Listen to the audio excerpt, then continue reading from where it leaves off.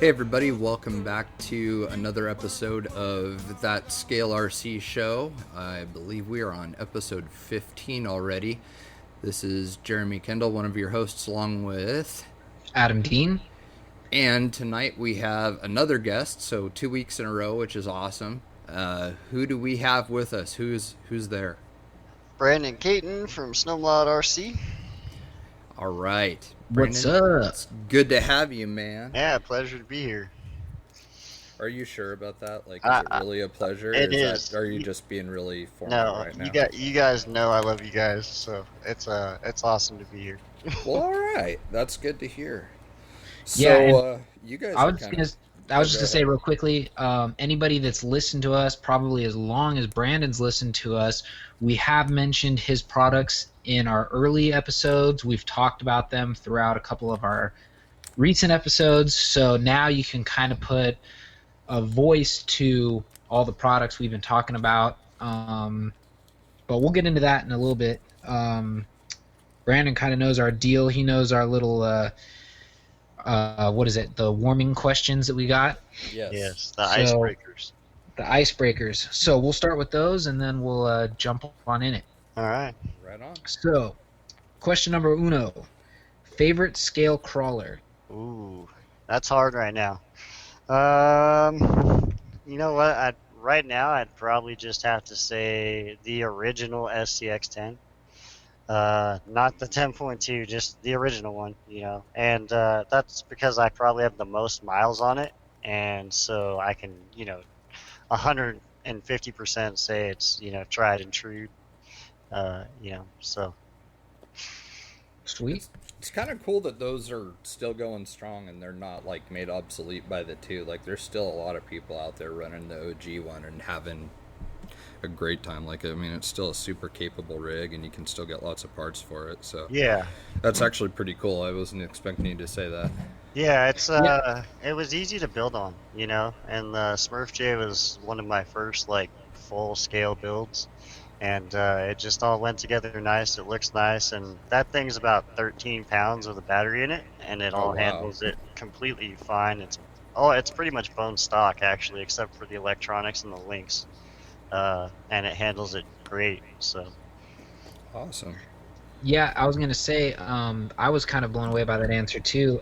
But I think I can understand why, because realistically, anybody still running an SCX original, you've already kind of upgraded it to be similar or have some of the features that the 10.2 has out of the box. Like, you've already probably relocated the battery for better weight forward and all that stuff. You've probably upgraded links and all that kind of stuff, so it's kind of probably all set up. The only thing most people are missing is a scale axle, which can actually be achieved with a couple different companies. So I really like that answer. Yeah, me yeah, too. So, second question: favorite place to go crawling? ooh, that's a hard one too. At this point I've been doing this for almost 10 years, so um, I would have to say here I have two lakes. It's kind of like all in the same area, but it's South Lake and Lake Sabrina, and it's beautiful up there. It's up around 10,000 feet. Oh, So wow. it really gets you up there, and depending on the level of the lakes and the time of the year, you can get snow, ice, mud, sand, pretty much anything you could think of, Wow. all in the same day. So uh, and it gets really hot here down like where I live, so it's nice to get up out of the heat.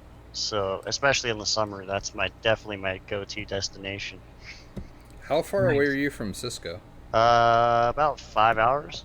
Oh, okay, never mind then. I was gonna ask if you like ever go there and just drive.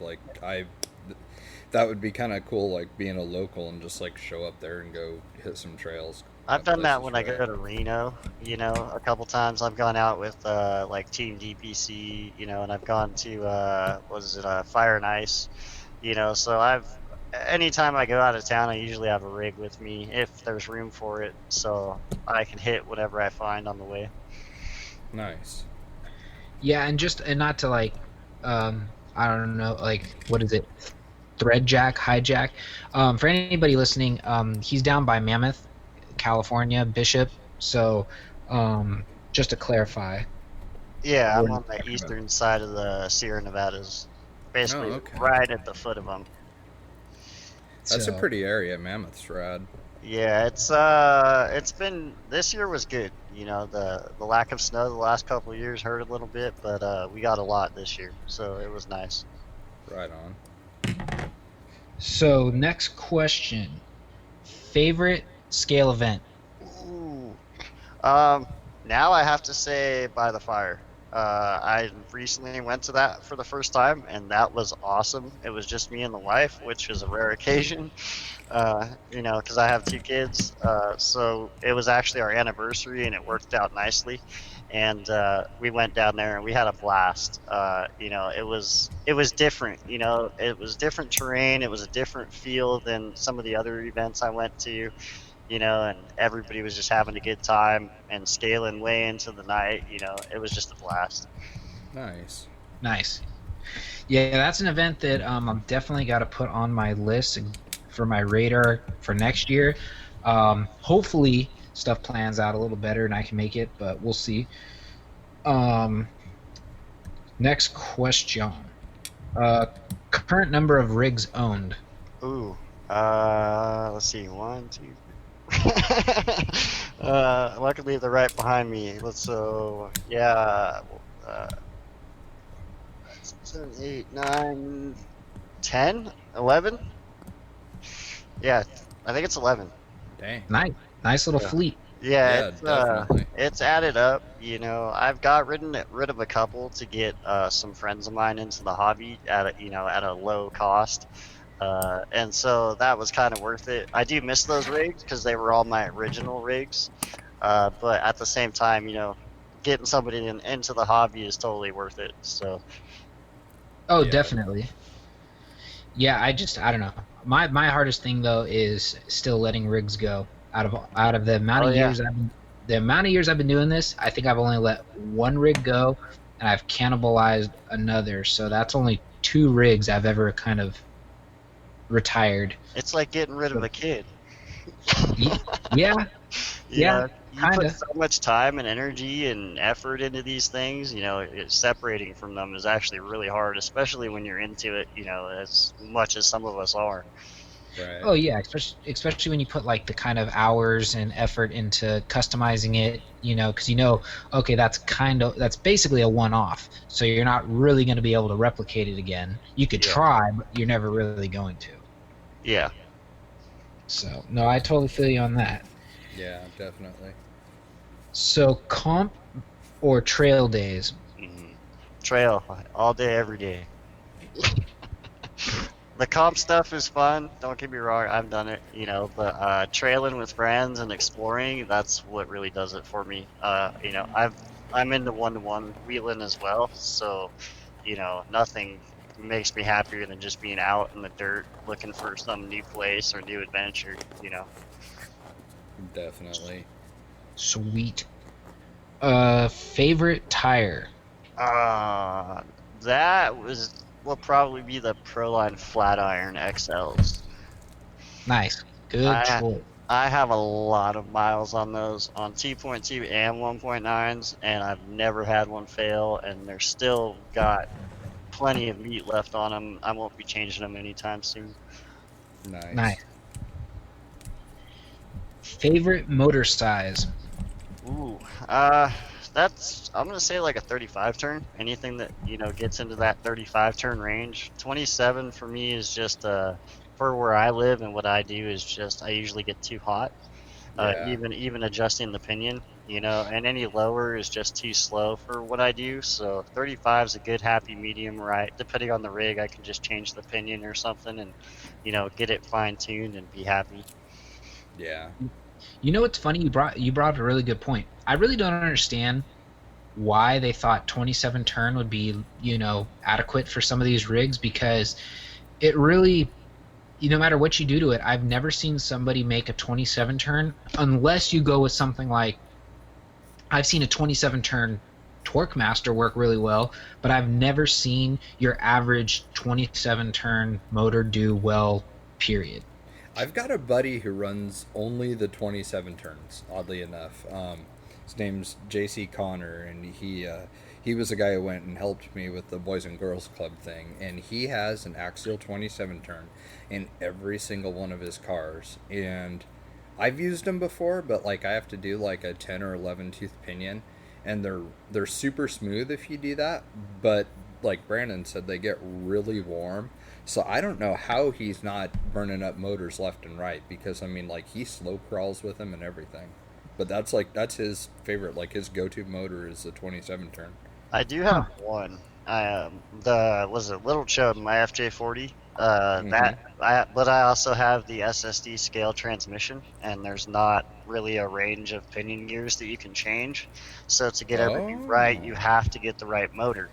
And a 35 turn basically would kill a 5,000 mAh 2S in 20 minutes at full throttle, just walking speed, because you were full throttle the whole time. So I actually had to go to the 27 turn so I could actually get some runtime out of the car.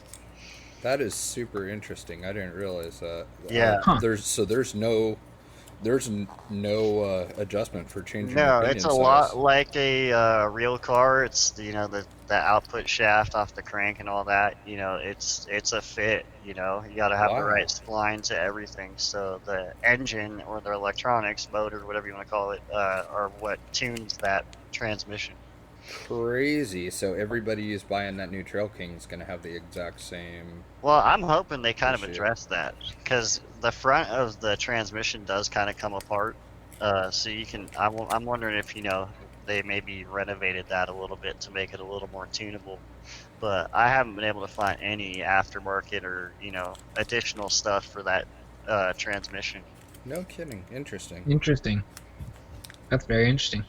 Yeah. And I could be wrong, so if somebody listening, if you know where there's other pinion gears that work, please tell me. That's. Oh, Matt at A Main's building a Trail King.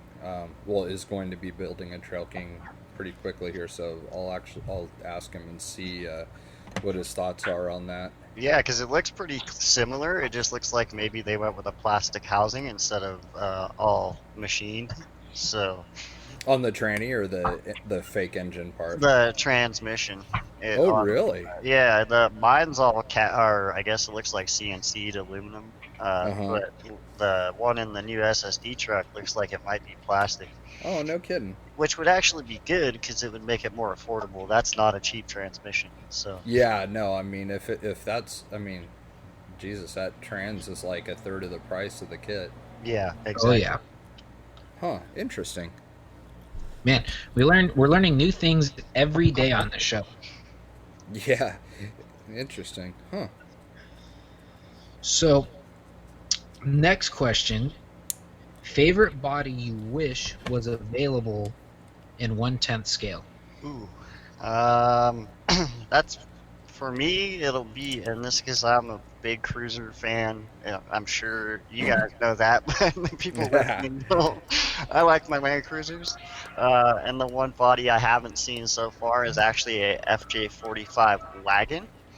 Unless you've seen one, it's really hard to explain. But it's kind of like the FJ40. It's just a 4-door, and it's really long, and it's a tank, and it's just one of those rare Land Cruisers, even on the 1-to-1 side, that's hard to find, So it'd be cool to scale one of those, because that was actually the last one that I completely rebuilt with my dad when we owned Land Cruisers. We used to have a bunch of them. Oh, I just looked it up to see what they look like. That is pretty cool. Yeah, you can imagine one all dolled up, a nice paint job, cleaned up. I mean, they're cherry. Wow, it has like a serious like vintage look to it with the way the cladding is down the side of it and stuff. Yeah, and that's all steel. There's no. Oh, no kidding! Wow. Dude, that's a cool truck. That's a really cool truck. Yeah, they're really hard to find. Huh. Yeah, that explains why I've never seen one. Yeah. Yeah, I was gonna say, because I've never seen one either. Because obviously the most common one is the FJ40, which everybody mistakes for a Jeep. Yeah. And then what is the, or maybe that is the one. Um, is it a more modern FJ45? Because our old neighbor across the street used to have a more, I think it was more modern than that. It was an FJ. I just don't remember if it was a 45 or it looked kind of, it was, I guess, the predecessor to what the new Land Cruiser looks like nowadays. Not the So FJ Cruiser, but the Land Cruiser. was it like a big wagon? Yeah. It's probably, well, if it's not like Rodney's, which is the 80 series, it's probably the 60 series. So it's probably FJ60 or 62. Yeah, I'd have to look it up again real quick. But that one's pretty common. I've seen like three or Yeah, four of them blowing around. uh, that's Um, what I'm building actually right now. That hard body that I had from MFAB, that's the FJ62 Land Cruiser. oh, okay. Yeah, then that's what it is because yeah, because that one's a pretty common one. I've seen that and the FJ40 are the two most common ones I've seen. Every other kind, I've been like, yeah, I've never seen that in my life before. Yeah, there's a lot of them, and a lot of them are the bummer is a lot of them are overseas, and we'll just never see them here unless you have the money and everything to import them, which is not cheap. So my LC70, for example, finding one in the U.S. is pretty rare, mostly found in like Australia, So it's Do a you bummer, but do you guys have like EPA? Like, do you have to get stuff smogged where you're at? only when you buy stuff. After that, you don't have to do it until you sell the vehicle. Interesting. Yeah, see, we don't have anything in this particular area like Seattle does, but up north where we are, like, I have never had to get my truck smogged or anything like that. I was just wondering what kind of a nightmare, like, California residents would have trying to import one of those things and get it to pass smog and all that stuff. Well, we had the last Land Cruiser I owned was in high school, and the guy that bought it, he actually ships it from Hawaii to LA. So he has to go pretty much like smog it and have it checked out every time. Uh, so there are some funky things, but it just depends where you live.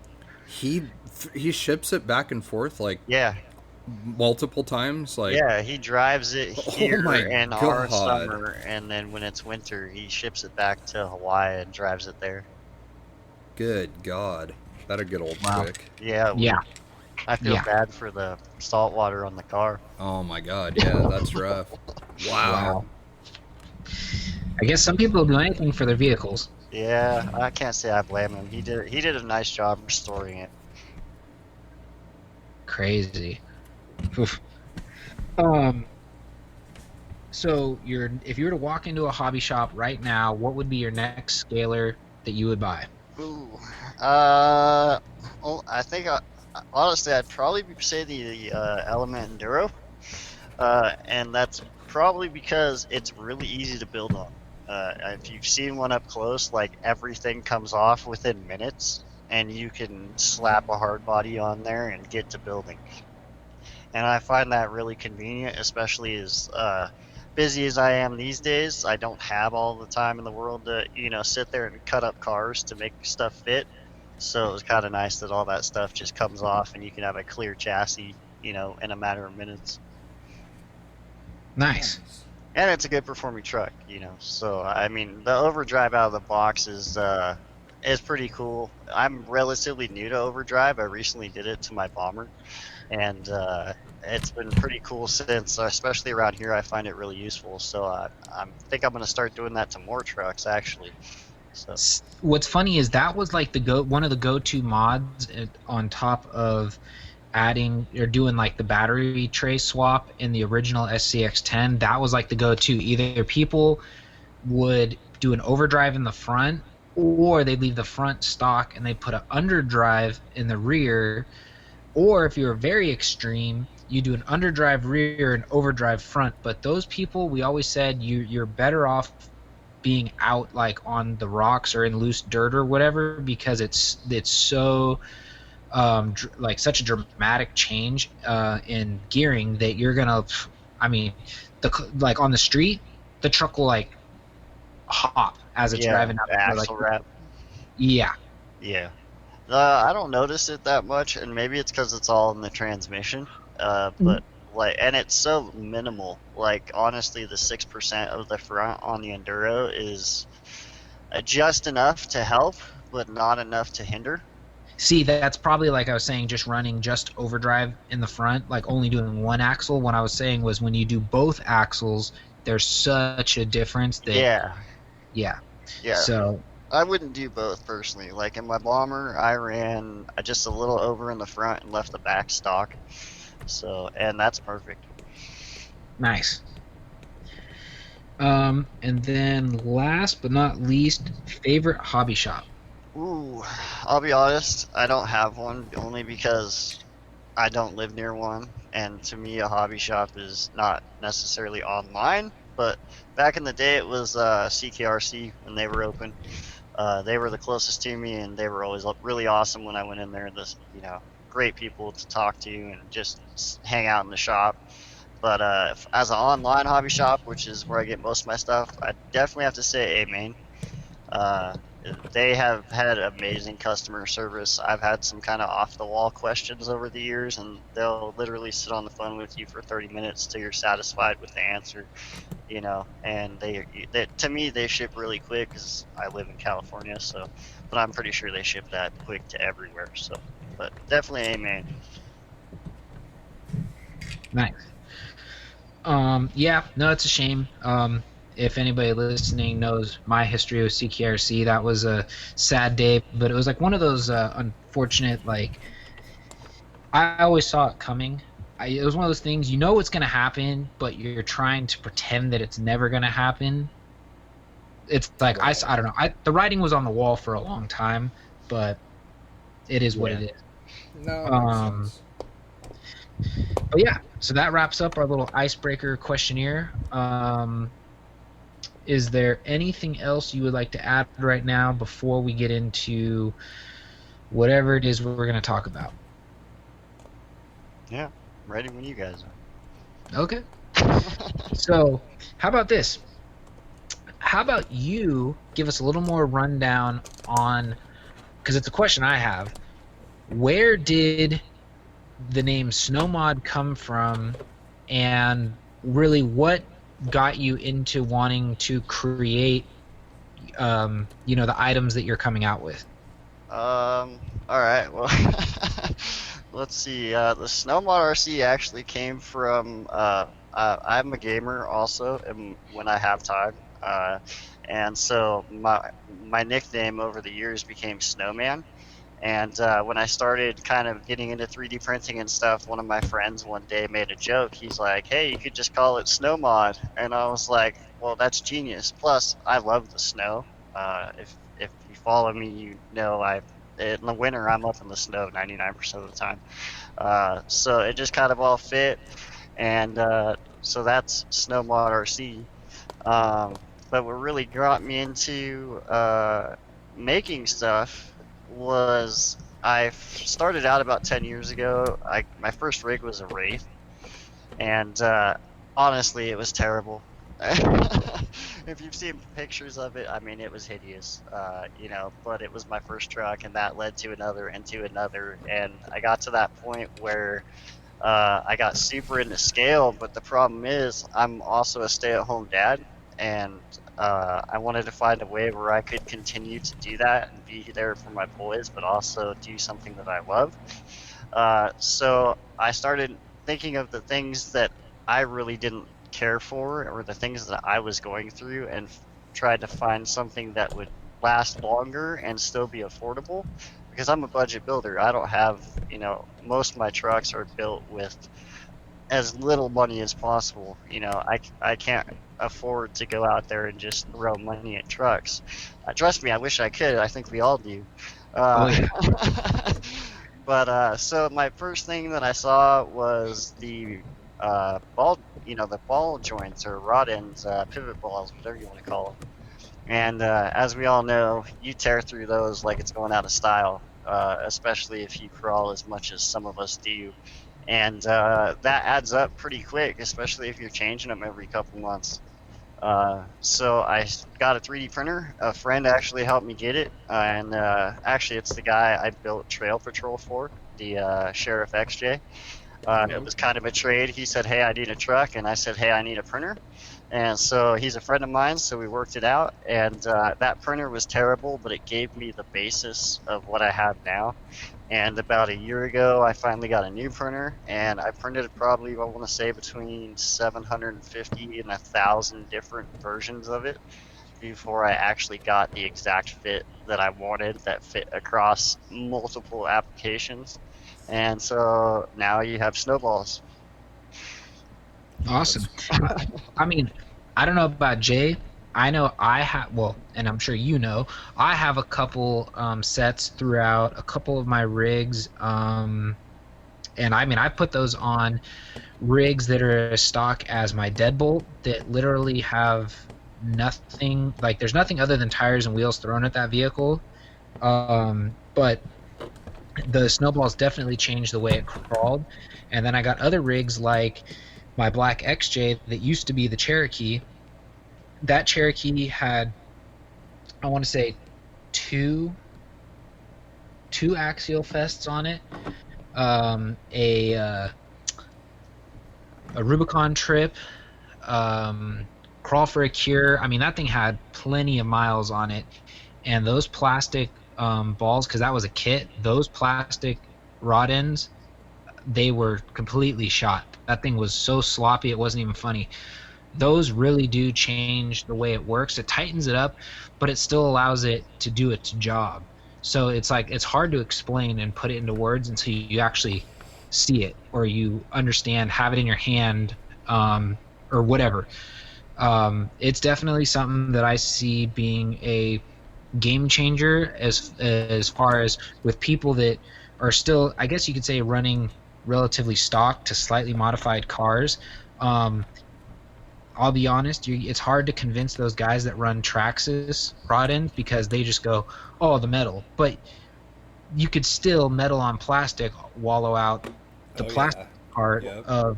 Well, and that's the thing is, it's not just about what the materials are, it's about how they interact with each other. And with snowballs, because of the material it is, it's abrasive resistant, it's grease resistant, and it's a snug fit. So all the dust, it kind of squeegees it out of there as they are away from the inside of the rod end as they pivot. So it makes everything work a lot better and less friction, less resistance, so less wear.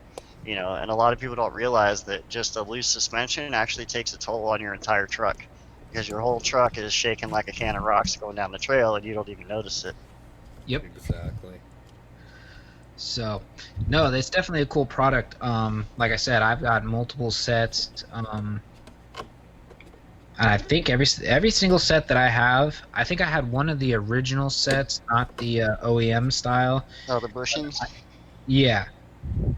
But I gotta say, I think the OEM style are my favorite because I think I have the most of those kits installed, and they just pop right in. Very minimal effort assembling them. And yeah, Well, and you it's can't nice. destroy them. You could squeeze the heck out of a plastic one and it ain't coming back from that. You squeeze the heck out of one of these and it either compresses in the rod end, but when you let go, it goes right back to its shape. Yeah. No, yeah, I definitely noticed that. And which is also why you say in the instructions to when you're reinstalling them, tighten up just till it pretty much stops or Stop. holds it Yep. in place, and then just stop. Because Yep. you crank it down, you're gonna squish it, and it's actually gonna hold that squish the entire time instead of doing what it needs to do. Yeah, exactly. Well, and So, that's where the custom fit comes in, and that's probably why they fit used stuff so well. Is because if you do just give it that extra little turn, you can open it up inside a worn out rod end to a point, of course, and keep on going. oh yeah. Um, let's see. What else do you have coming down the pipeline as far as products, or is that like some, Uh, or is that some hush hush well, secret squirrel stuff?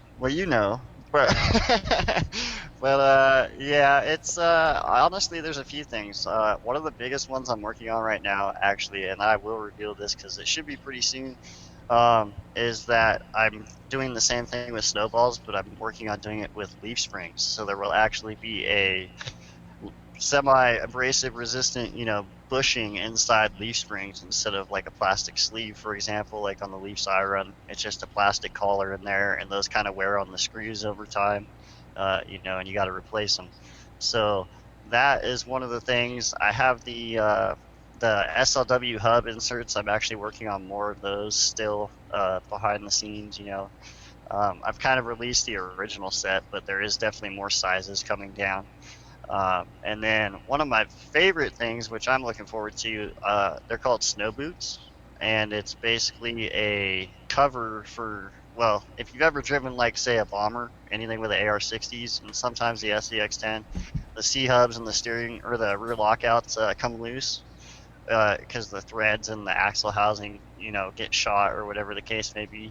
And Uh-huh. basically, it makes it so that you can slide these over and hold all those screws in, even if it's all stripped out. So it holds the axle and the lockout and all that stuff nice and tight, so that you don't necessarily have to buy a new axle housing. Or if you can't run metal axles, maybe, you could do this and hold your axle together instead of running metal. That's Really that's good idea. yeah, I was gonna say that's gonna be a big one because it actually wasn't too long ago. I'll have to patch this one over to one of the guys on our MKS team. He was actually saying the same thing. He was like, "Oh, I got to order another set of AR-60 plastic housings because my the lockouts are all hollowed out, and I've tried or wallowed out, and I've tried to tighten it up and do this and do that, and that'll actually be I think that'll be another good one because there's a lot of people still running those axles. Um, they'd probably go into that problem all the time. Well, and I've beat on mine for a while now, and they've held up pretty good. I have a couple sets out there to my local guys so that I can, keep an eye on them and see how they're lasting. But so far, the results are pretty positive. And one aspect I'm looking at too is, helping out the ultra guys, because I know they're a little bit limited in what they can run. So maybe it'll help, keep their cars together long enough to make it to the end. Yeah, Exactly. that's a good point. Yeah, very. So yeah, okay. Well, that was really all the questions I had as far as that. I was always just curious. That was one of those things because like some people you can always kind of guess where like the names or something like that came from, but I always wondered where the snow mod came from. Yeah, it's not that exciting of a story, but it's I like it. It took off, and it lets me play around with stuff, like snowballs and snow boots and things like that. It makes it a little more fun. Oh yeah, And the end of the day, that's what it's all about, is fun with toy trucks. So Yeah, exactly. definitely. So Jay, do you have any other thing to put in on snow mod and what's going on? Yeah. What's with the scope of everything that you're doing, like, because the 3D accessory market's kind of saturated, and there's a lot of dudes, making like ice chests and stuff. Are you thinking you're gonna head more in like the performance direction, or are you gonna kind of try and do it all, or what's your plans for your business with all that? I kind of like, I guess you could say I have a little bit of a niche right now, mostly because of what I print in. So I'm going to continue to keep using that material, to keep boosting performance and basically rig longevity so that you can spend more time on the trails and less time wrenching. And I also do a lot of custom stuff too, with that a lot of people just don't see. So I have a lot more I'm doing, but the mainstream stuff that people will see is definitely going to be more performance based. Like you said, you can get an ice chest or a fire extinguisher pretty much anywhere right now, Right. and that's not what I feel needs to be done right now. So, I just want to make sure people have something affordable, and something that lasts, and if like I said, I'm a budget builder, so if I can spend $20 now and it saves me $100 throughout the year, that's a win to me. Exactly. Yeah. Totally. I really think you're onto something with these. Well, I appreciate The that. performance is killer on them. The rig doesn't feel all old and blown out like some of my other ones do. So I'm kind of torn though, because you sent me that other set and I was gonna put them in the Wraith, but then I was looking at that Gray Curry Jeep and I was like, man, this really needs them more than the Wraith does. So that's probably gonna be the one that they're going in, just because it's like, you pick that thing up and with all the nice stuff on it, it still feels like it's gonna fall apart. That's like not, Yeah. not a good look. So Well, and I I'm gonna wanted fix that. more, one-to-one performance. A lot of guys are just about super scale, and a one-to-one suspension, however weighted, really doesn't, I guess you could say, move too much. It's really kind of fixed, and the chassis or control arms, kind of twist and whatnot, and so I just wanted to give that better feel on top of that longevity, because I love my trucks now with the snowballs out on the trails, because you come up to a hole and it just kind of eases in there instead of all that sudden weight shift, Yep. because the whole front tire dipped down and you got heavy wheels or whatever the case may be, and for the comp guys, not rebuilding your truck every other weekend, that's a bonus. Yeah, exactly. I mean, plus it's kind of a bummer, you get a rig and it's all sloppy like right Yeah. out of the box, so it's kind of a bum deal. Is this something that you think you're gonna start making for everything, like all brands, that at least all popular brands, or? Yeah, I mean, right now they fit pretty much everything, Right. which is part of the design. But I would like to get there's a couple of companies out there that I haven't really gotten to test them in for how they fit. So I'm gonna order a couple of their pieces and whatnot and try fitting them in there and see how everything goes. But right now they pretty much cover anything that's got like a standard size ball. Mm-hmm. So, and even stuff that doesn't have a ball, like the upper shocks and, what is it, like a Wraith, or even the Hmm. Proline shocks, stuff like that, that's just kind of more straight through, Mm-hmm. it'll snug those right up and keep them from moving around. Yeah, I think the only one that I know of right now that has really interesting, like surprisingly smaller pivot balls is the HPI Venture. Uh-huh. Those are super small compared to all the others. Like the diameter's the same, but it's just they're not as wide as like Oh, the okay. axial ones and stuff. So if you try and like for example with that Venture, when I did brass links on it, I had used Traxxas rod ends, and I had to get in with a file and like file some of the openings and everything so that I could fit the ball in. Well, see, that's good to know, because that's the stuff I need to know, so Right, right. I'll definitely look at getting some of their stuff and seeing if I can make a set specific for it. I probably have some here. The only that I could send you, but the only problem is that they're probably somewhat worn out. So I don't know how accurate a measurement that's really going to give you. Yeah, it'll be all right. Okay, well, cool. Right on. Well, then I will send those your way. Sounds good. Sweet. Yeah, that's one thing I probably should actually throw a set of those in my quote unquote cheater rig. Um, and because that rig's another rig I've had for a very long time. But even with the metal ball end, it's still pretty, wore out. Yeah, it doesn't take much. Cheater So, rig. There's no cheater rigs. well, I call it that because I really only call it that because it's an SCX10 platform, but it's kind of set up more, I guess you could say, comp style. Like, it is still a scaler, but what a lot of people don't realize is that cab is missing almost, I think, about an inch from the bottom of the door. I mean, that thing's completely chopped, so it sits super low. It's got a ton of articulation. It's got a lot of weight in the axle, so it just kind of like, it's like Velcro on rocks. You just throw it there and it kind of stays. So that one was very performance orientated. So we nicknamed it the Cheater because we used to be at the old GSRCC Enduros, and I mean it was basically like a little trail run. They'd have gates set up, and I mean, people would be taking their rigs and they'd be stuck all the time, or they couldn't make it around this, or they couldn't do that, and we just kind of like walk right up it because, like I said, it was performance. So the nickname cheater rig stuck, and that's what we called them. I know. I just like giving you a hard time. We've always called them that too. Like anything with an aftermarket chassis, like Yeah. I mean, we don't even like. It's not like being malicious or anything. It's just all our friends call them cheater rigs, just because. They Well, go. that's the best part, though. That one does not have an aftermarket chassis. It's on a stock chassis. Did See, you that's do link cool. risers or anything on it, or is it still all like stock geometry? Stock geometry.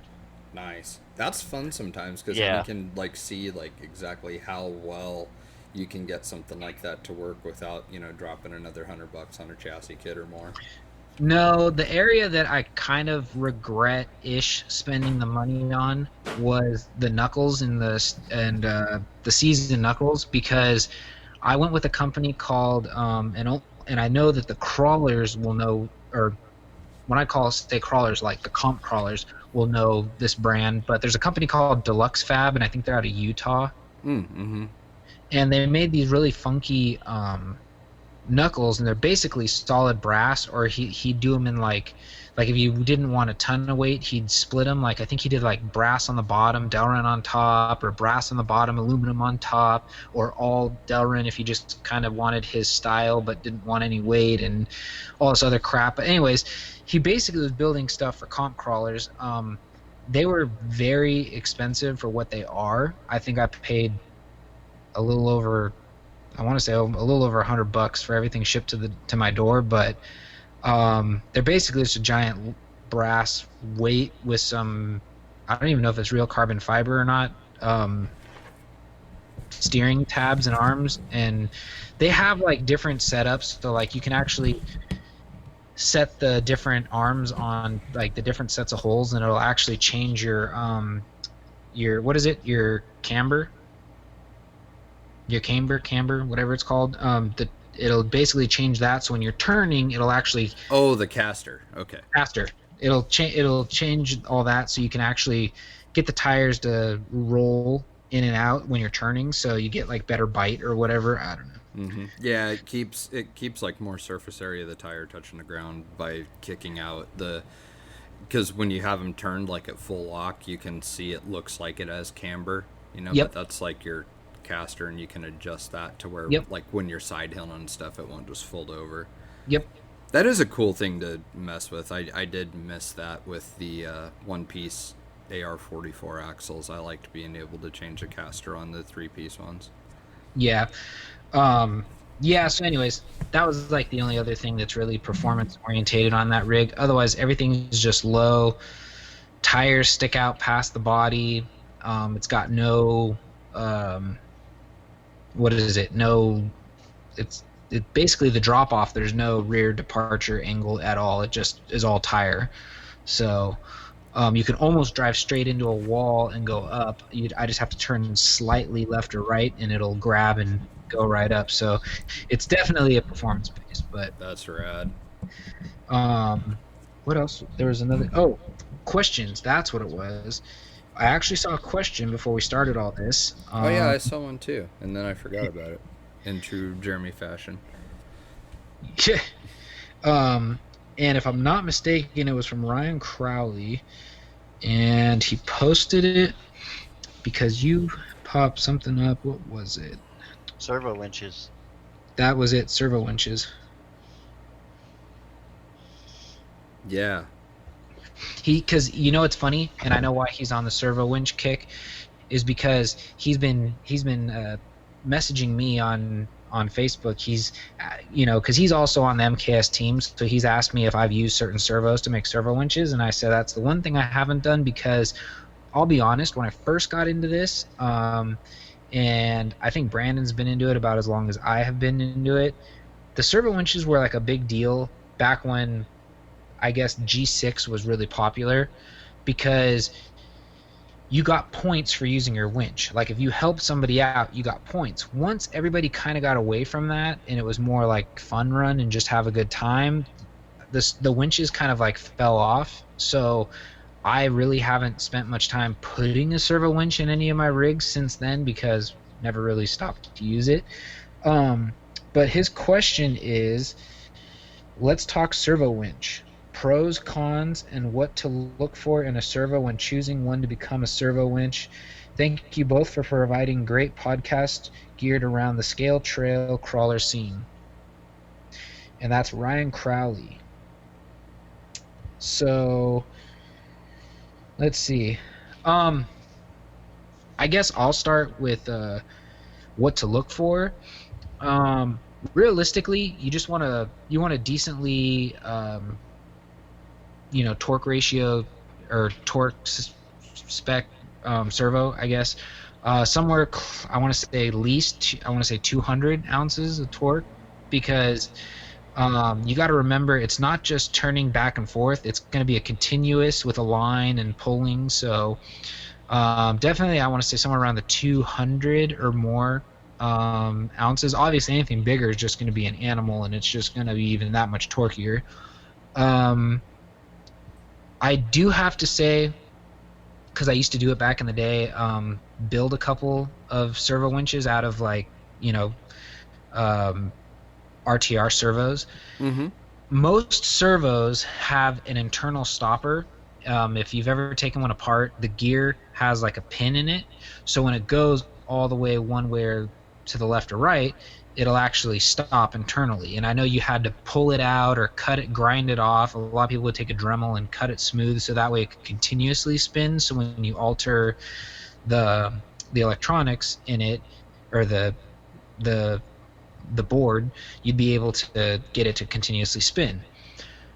The cool thing, which I don't know if a lot of people know this, but MKS servos do not have an internal stop.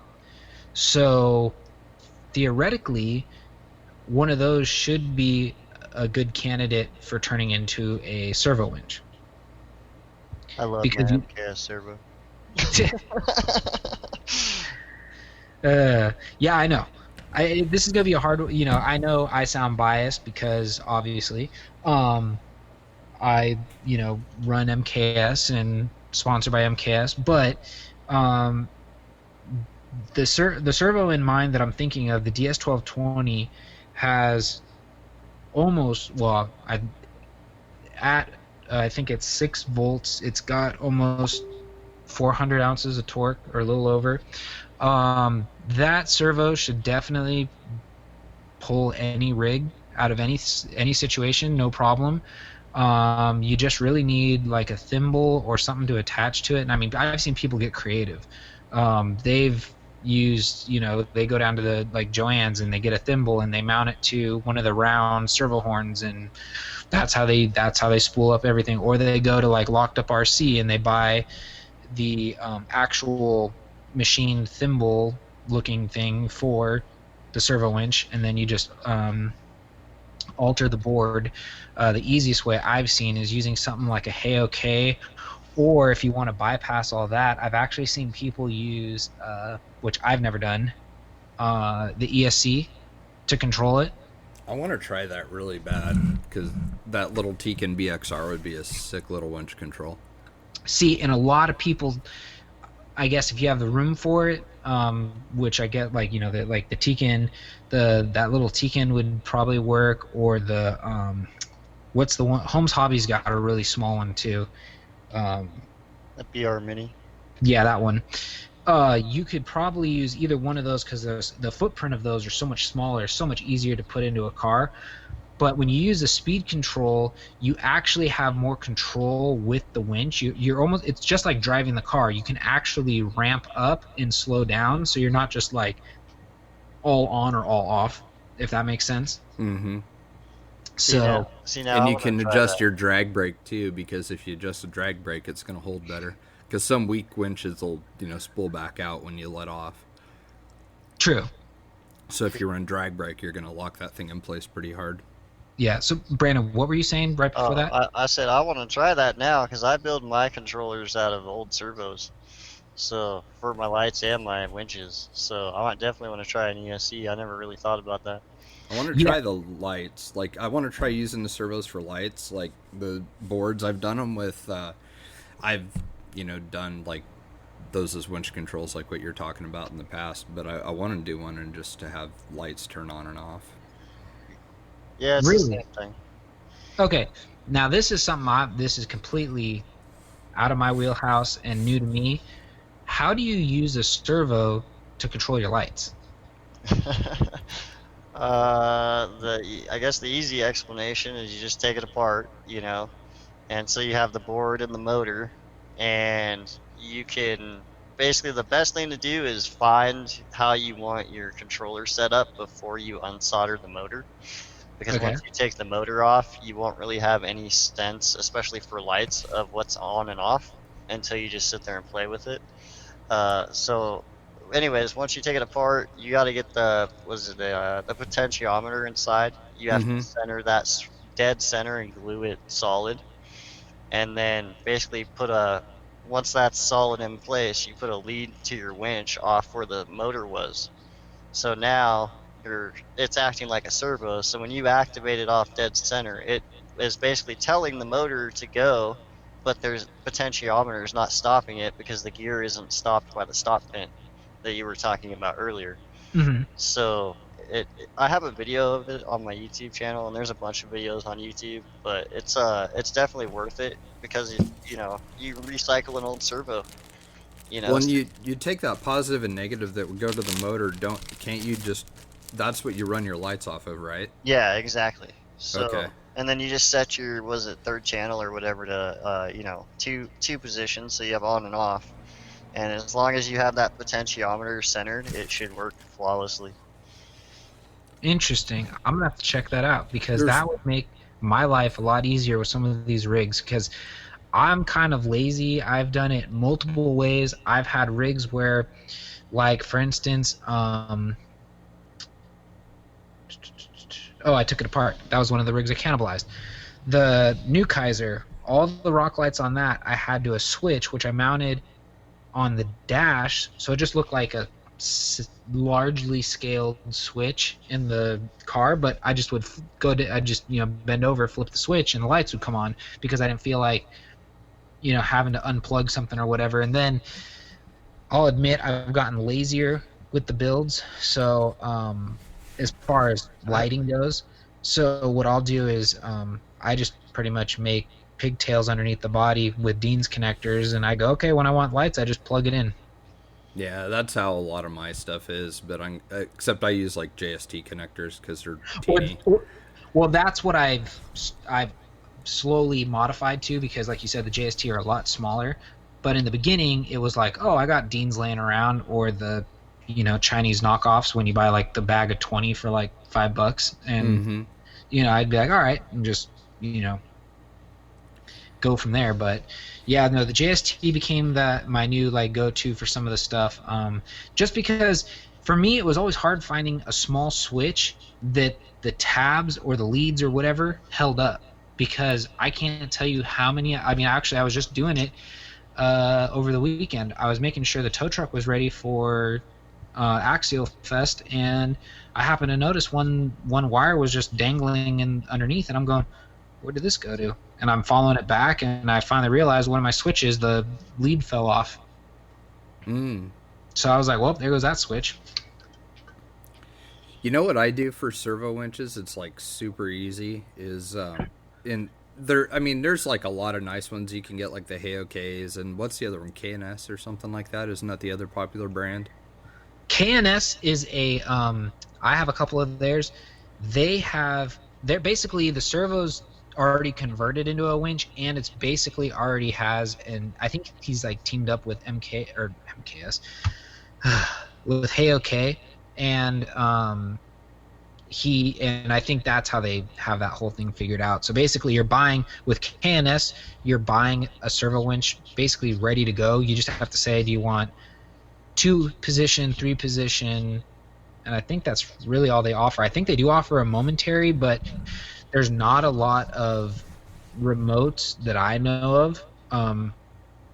that actually have that setting. I See, know Spectrum does, because yeah, that's how I have mine set up.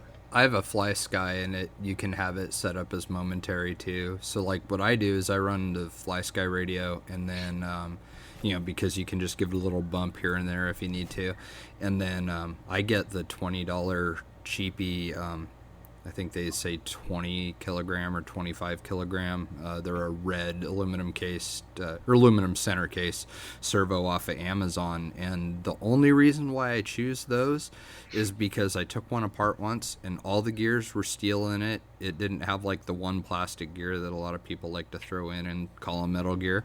But the potentiometer on that one, the knob and the housing for the potentiometer are plastic, and so when you do finally center it, you can CA it in place and it'll stay, because that's a pain in the ass. Like with the tactic ones, like the tactic, yeah, like those work really good. Like that's a strong winch. I mean, I have a tactic one in the Curry Jeep, and it'll lift the thing off the ground, and it's like full aluminum axles and everything. But the weak link in it is that stupid potentiometer, and I've tried soldering it, I've tried CA glue, and like nothing seems to really hold the metal ones very good unless somebody else has like a trick that I don't know about, which would be cool.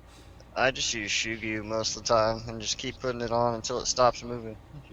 Well, and then you can kind of, I have one that I shoe glued, a tactic one in that Curry Jeep, and like I can kind of adjust it a little bit if need to, since the shoe glue is kind of rubbery, but it doesn't always stay put. Yeah.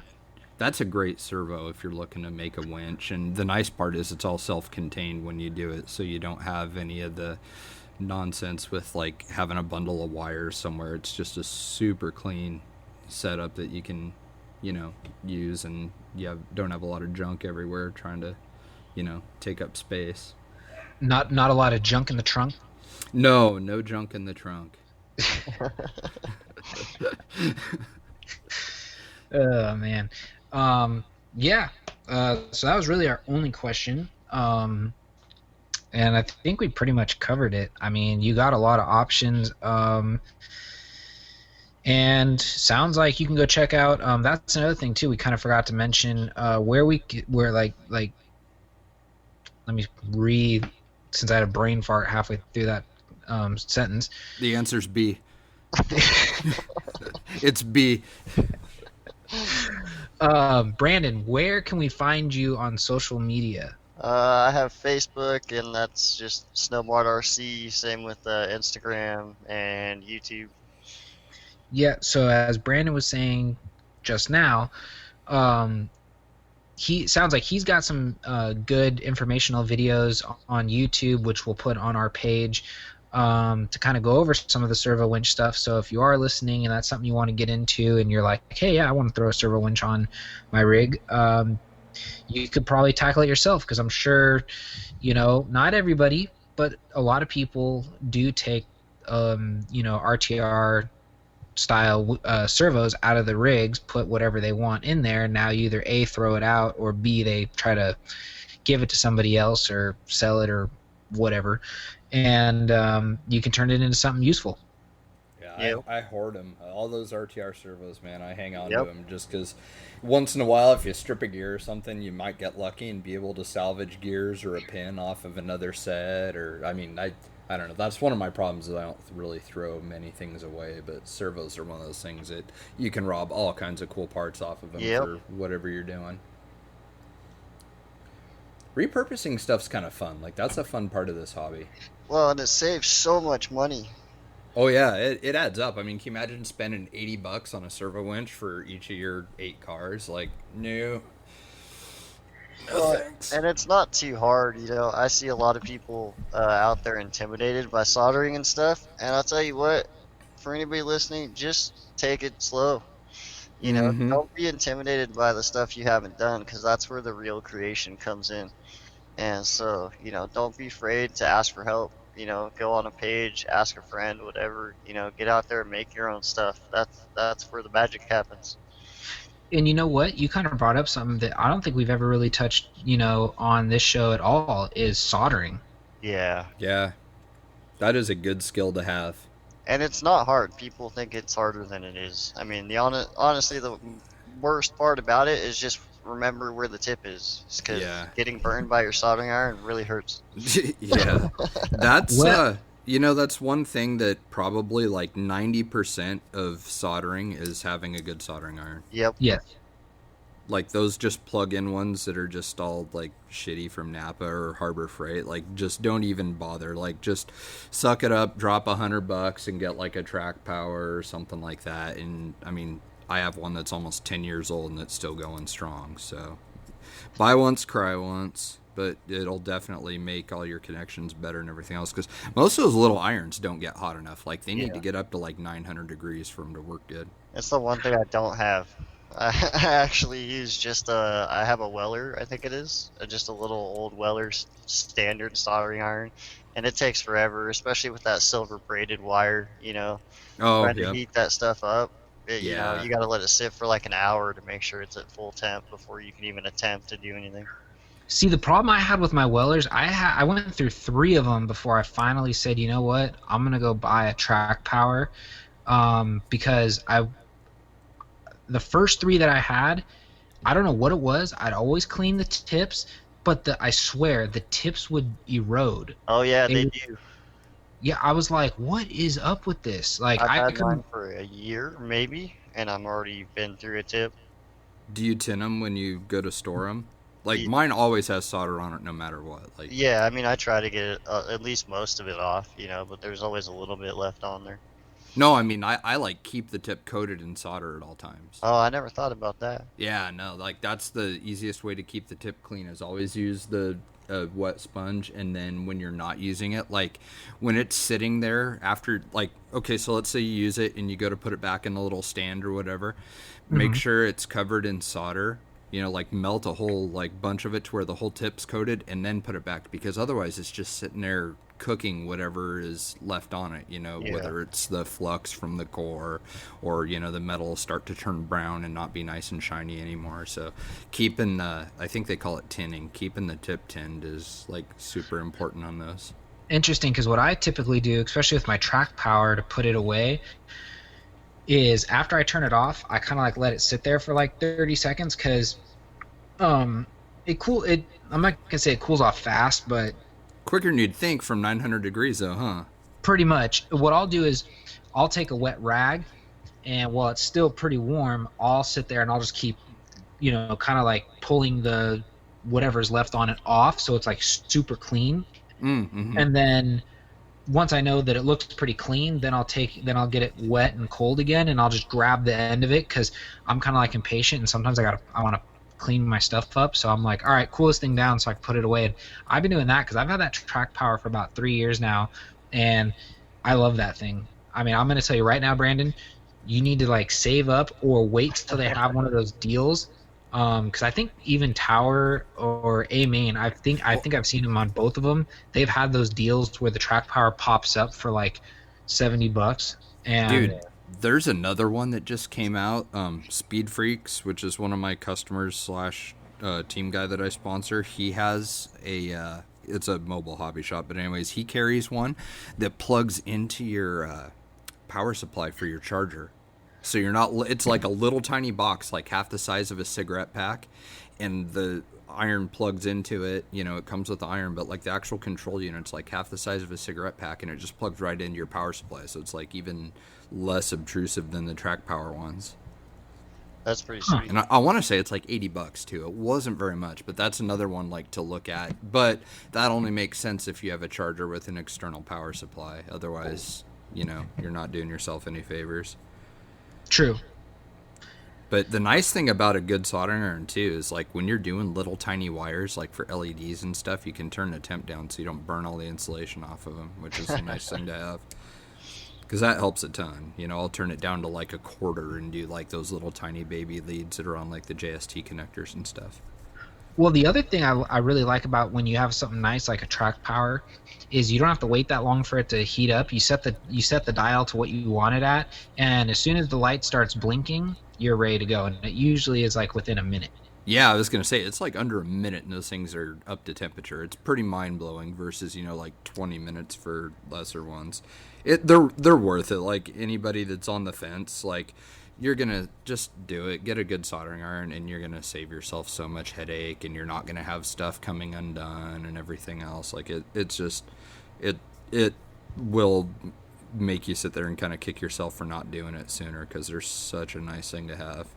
Oh yeah. And then the other items you're going to need with that, because I'll tell you this right now, and I can't tell you how many times, and I know people listening have done this too. Make sure you have all your heat shrink ready. I can't tell you how many times I've been so excited. You're like, all right, let's solder this together. And you get it all soldered, and you go, where's the heat shrink? It's supposed to be on the wire. And then you're looking, and all of a sudden you're like, oh, crap. It's still sitting on the table. I have no idea what you're talking about. I've never done that.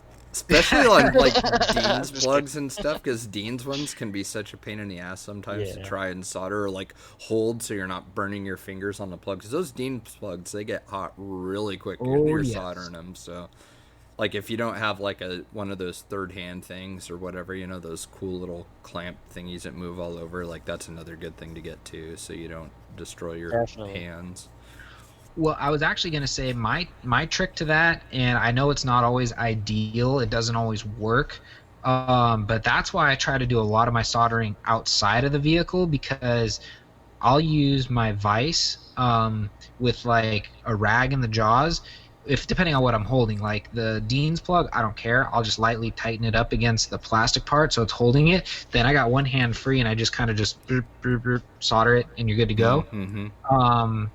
But like if you're doing like motors or whatever, you can even do that. Wrap the motor in a rag, throw it in the vise so it just holds it there, and then you're able to just do everything two-handed, and you're not worried about, you know, everything moving around on you. Because the hardest part is doing it and then letting, you know, because usually you have to hold it and let it sit there and, you know, cool back down so it'll hold, and that's usually when you burn your fingers.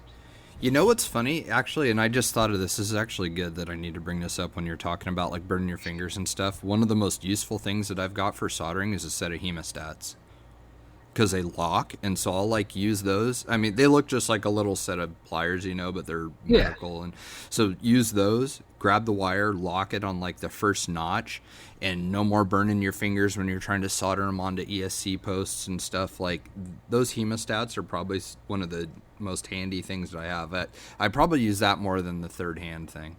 Huh. And they're tiny and they fit in your toolbox, so which is nice. Yeah, that's it. I never thought of that. I always just, you know, burn my fingers. Yeah, no, I mean, because that gets old really quick. So, See, you know, like print, I'm used to it. Oh my goodness. Sorry, I gotta take a second to stretch. My back's killing me. Oh, it's all good. Yeah, the other thing too, which I don't know, it's one of those things I always tell myself. I always go, yeah, I'm gonna buy this, but I never really do. They do make that soldering jig for like all the battery connectors. Like you drop it in, it holds it, and you can do all your stuff. It's like $45, $50. So it's like realistically, I mean, yeah, it's expensive for what it is, but if you think about it, it's really not that expensive for being able to do all of these things with one tool. But I've just never really brought myself to doing it. I've always just made do with everything I have. Well, you know what's weird to me about those is, so on some of those are made out of aluminum. I've seen some made out of like Delrin, you know, like machined out of Delrin. And then I've seen ones that are carbon too. But to my knowledge, carbon fiber is conductive. And like you wouldn't want, you know, if you're soldering like, I don't know, like doing lipos and stuff, like soldering connectors on lipos. I mean, I don't know. It just seemed like a really weird thing, because some of them, the way that I've seen like the Dean's connectors, like they kind of plug into it and it just holds it, you know? Like the plastic doesn't go into it, but like the prongs go into it instead. And I mean, that isn't going to work, right? If you're, you know, if it's carbon and it's conducting electricity, you're going to short the lipo out on it. Well, yeah, theoretically, because I was going to say it did take me a while before I finally was brave enough to solder a battery, but then you just got to be smarter than what you're working with. Right.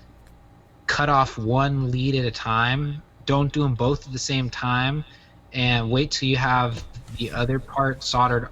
Like, wait till you have the new lead halfway soldered onto the one that you just cut before you cut the other one, because you don't want to be soldering and then all of a sudden accidentally one of them touches and arcs while you're in the middle of soldering.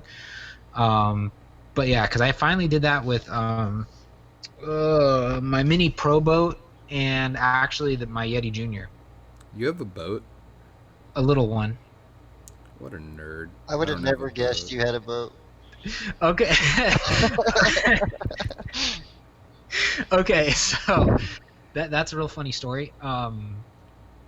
Back when I used to go to I wouldn't even call it a hobby store. It's a toy store, but they had a hobby section, like small section.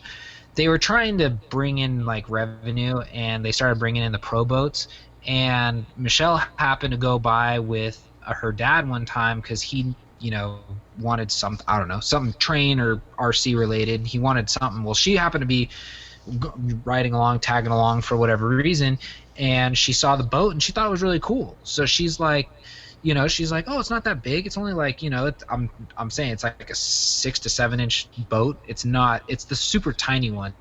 And she asked the guy how much it was, and he was like, oh, it's $80. So she was like, cool. So she bought it and surprised me for my birthday one year. I couldn't get the stock battery to charge to save my life. Like, I don't know what was up with it. It was I almost want to say it was the same battery that they put in the Yeti Junior, the Can-Am one.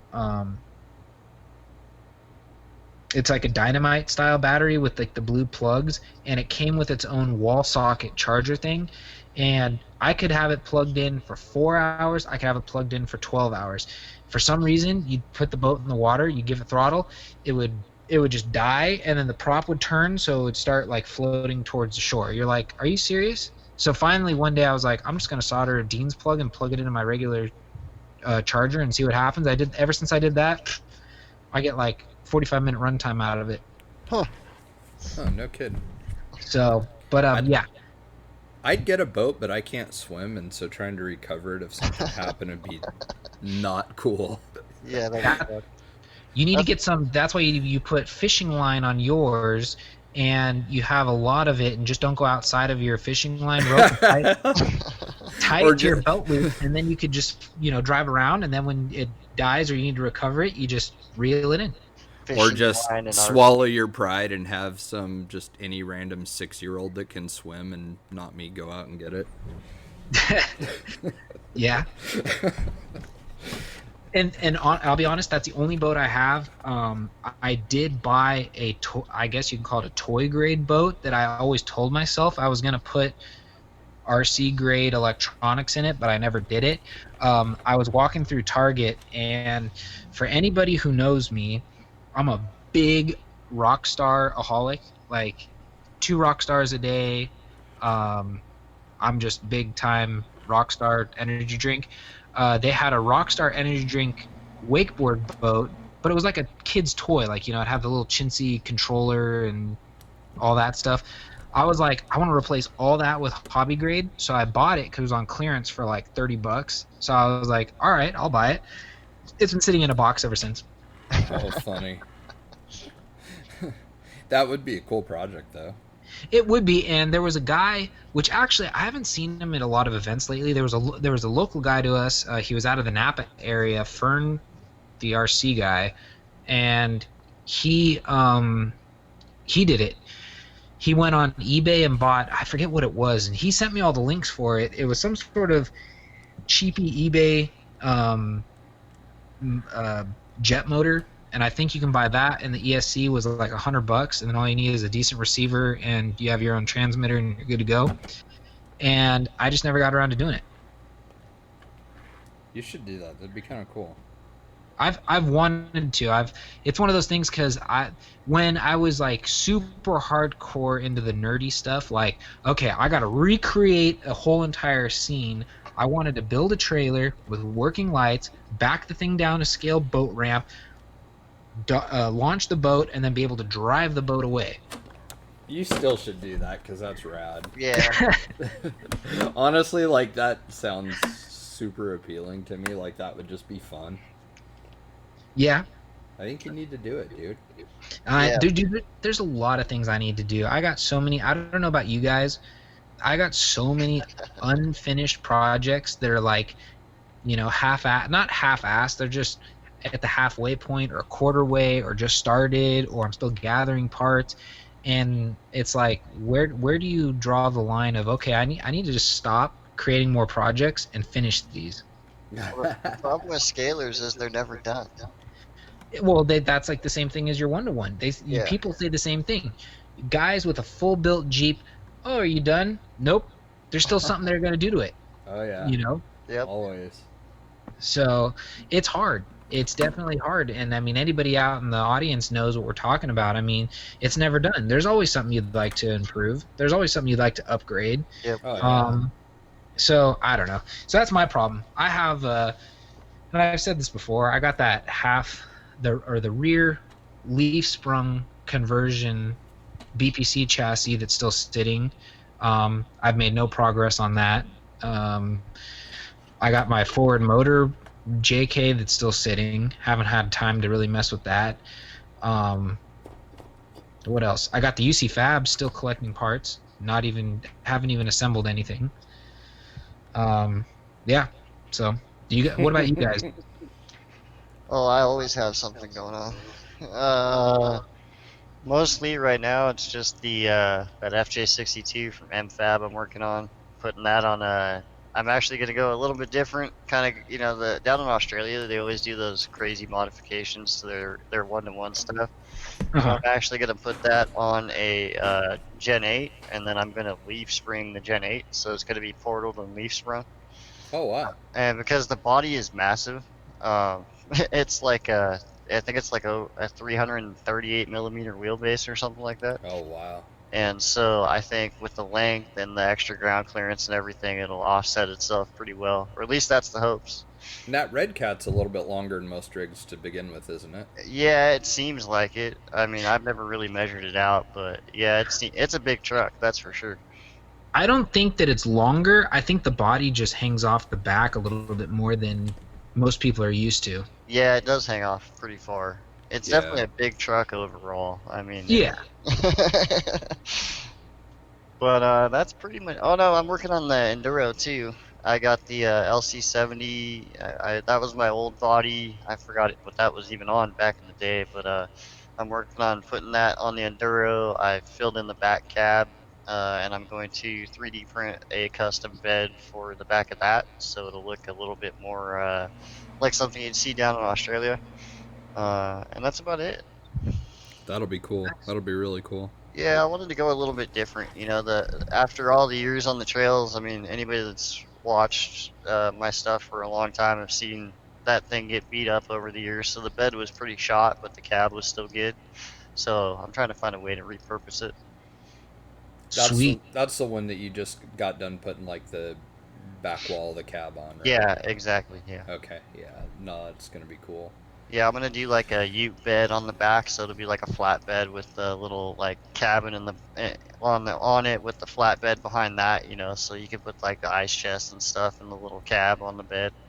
I actually saw a Toyota over on Whidbey Island across from us that a guy had like the, you remember, it was one of the ones that got stolen, but Revis had a Honcho that had like the flatbed and he had a canvas top on it and everything. Oh, yeah. And it was done up like that. It was like the Mojave body style, like the older Hilux, and it was blue and had just a little bit of a lift on it and had like BFG all-terrains and kind of an aggressive looking bumper, but he had done a flatbed on it with a canvas top and stuff, and man, that thing just looked really good. And it stood out too, because I mean you don't see stuff like that. I mean, up here in this area it's like Forerunner, Jeep, Forerunner. So it was cool to see an overland rig done up like that.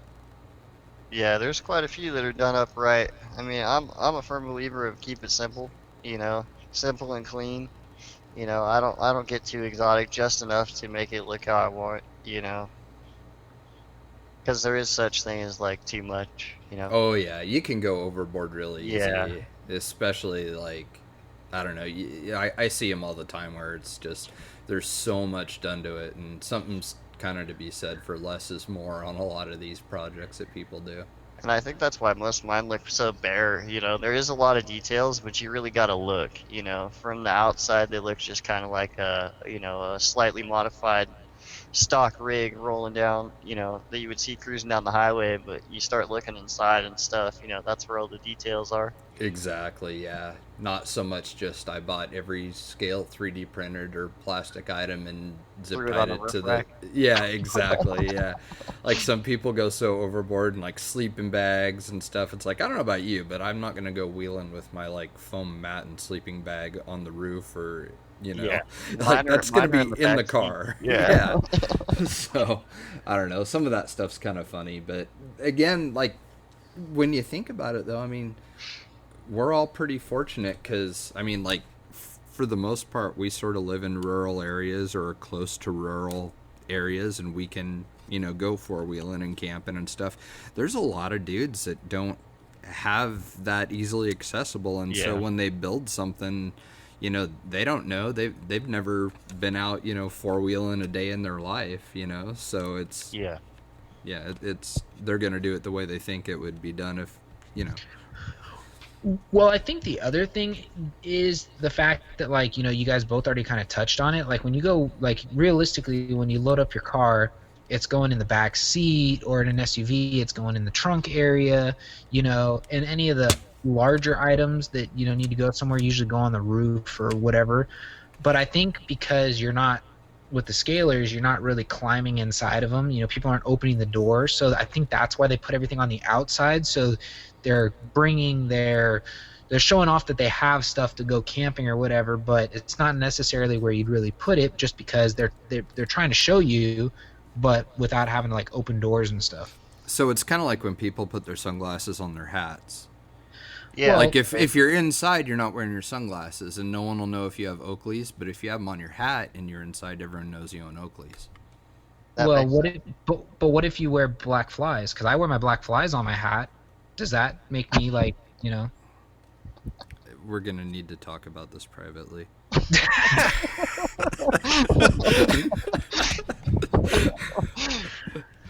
Oh shit. Yeah, that makes sense. I get it. Yeah.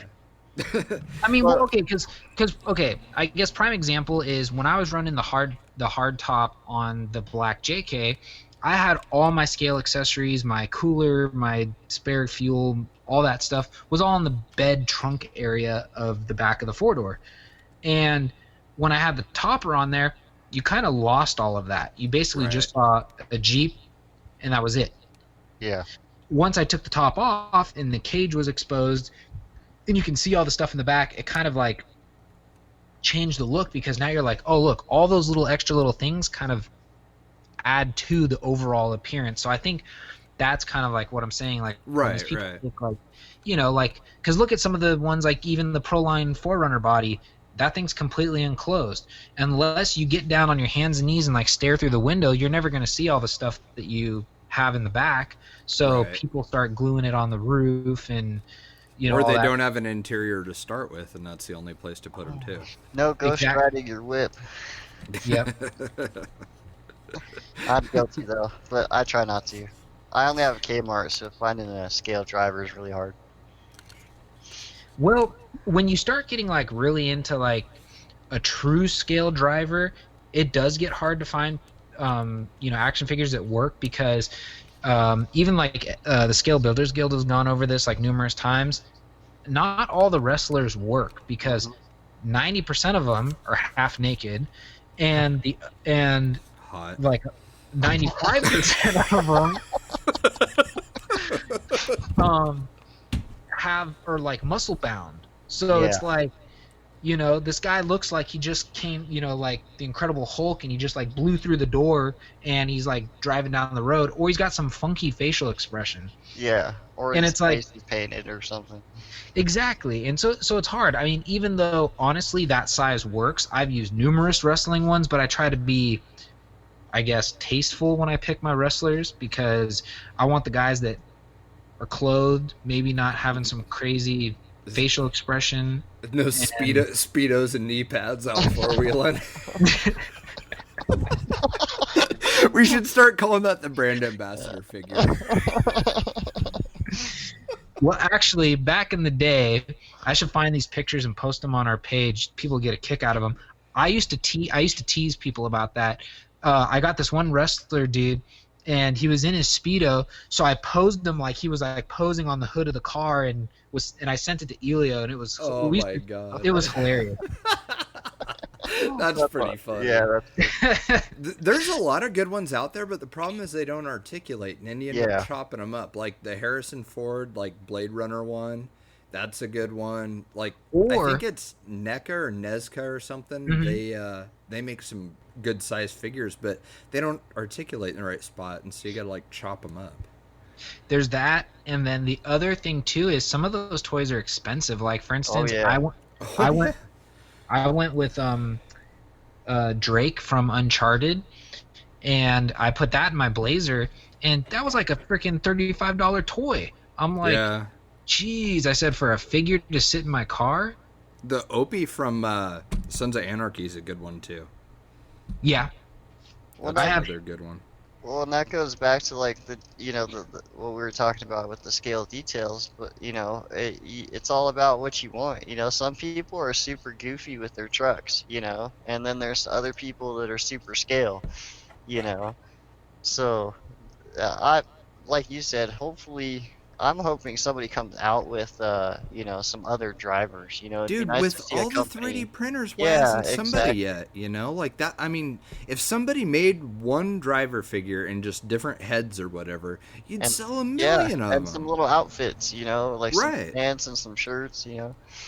Well, then there was people like RC 4-wheel drive tried that with those scale drivers, and they came with like coats and hats and But they whatever. were too little, though. Yeah, they're too That's the short. problem. They were too small. But yeah, if you they're all actually- like 5-inch ones. yeah.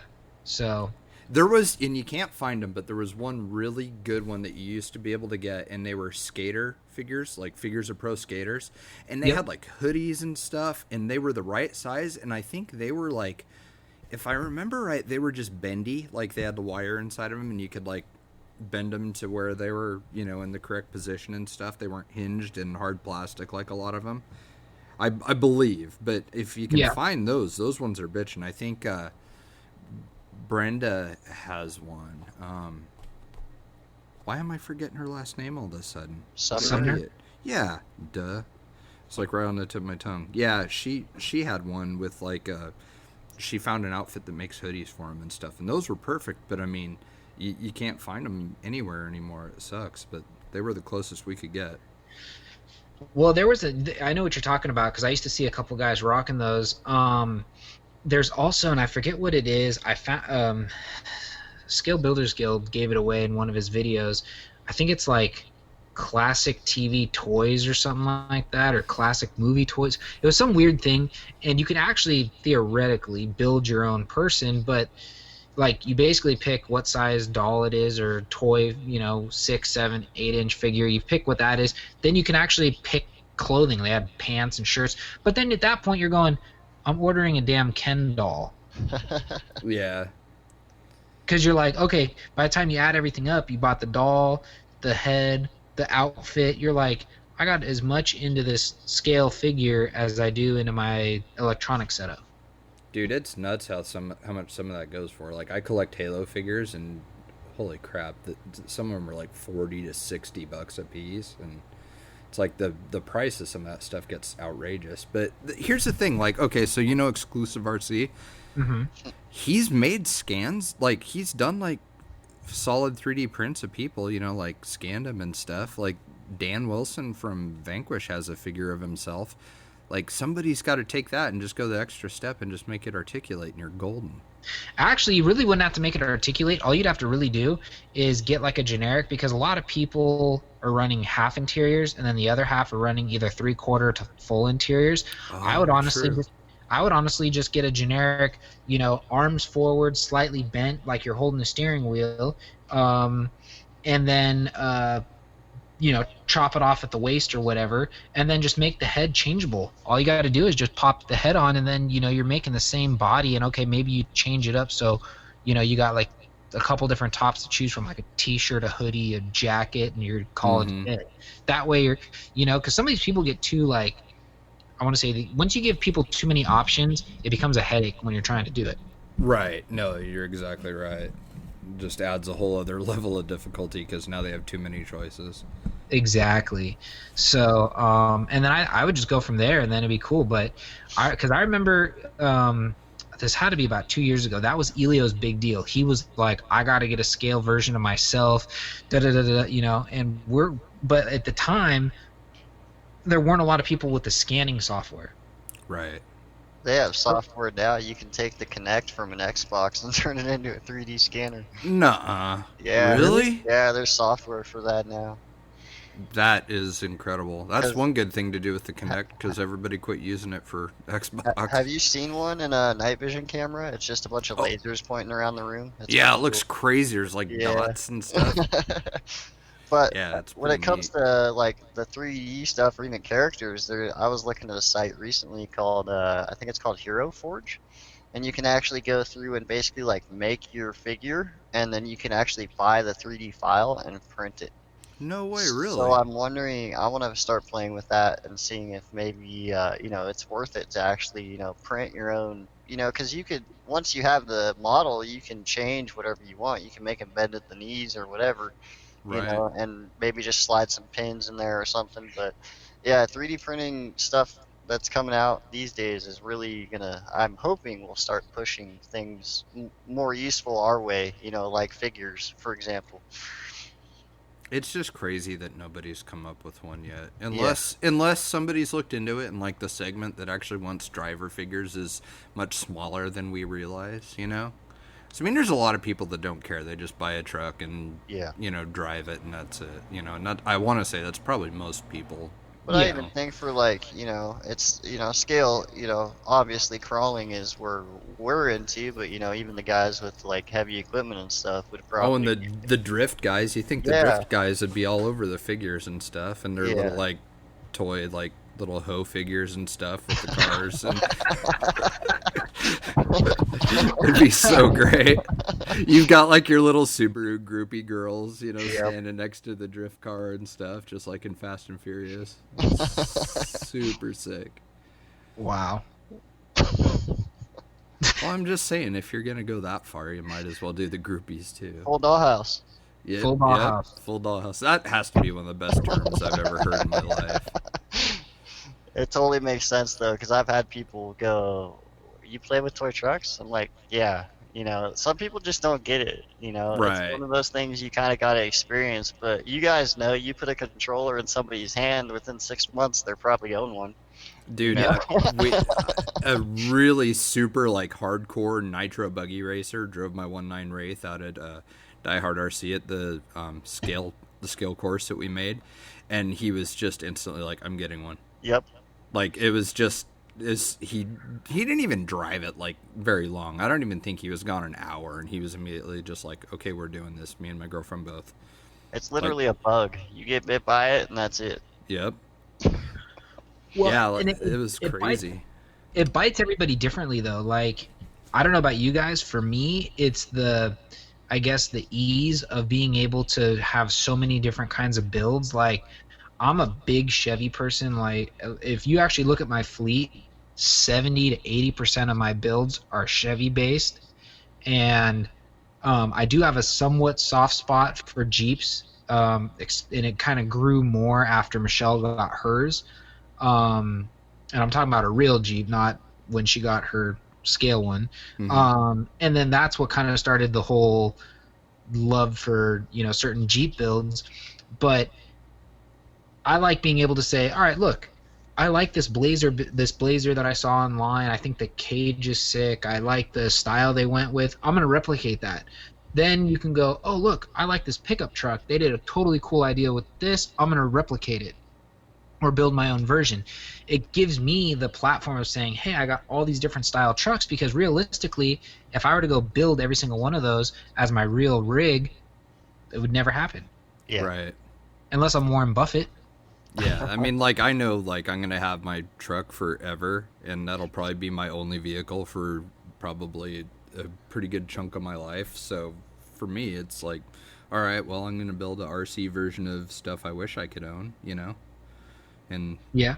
that's, I think, like, kind of building like your dream cars is kind of half the appeal of all of it. Yeah.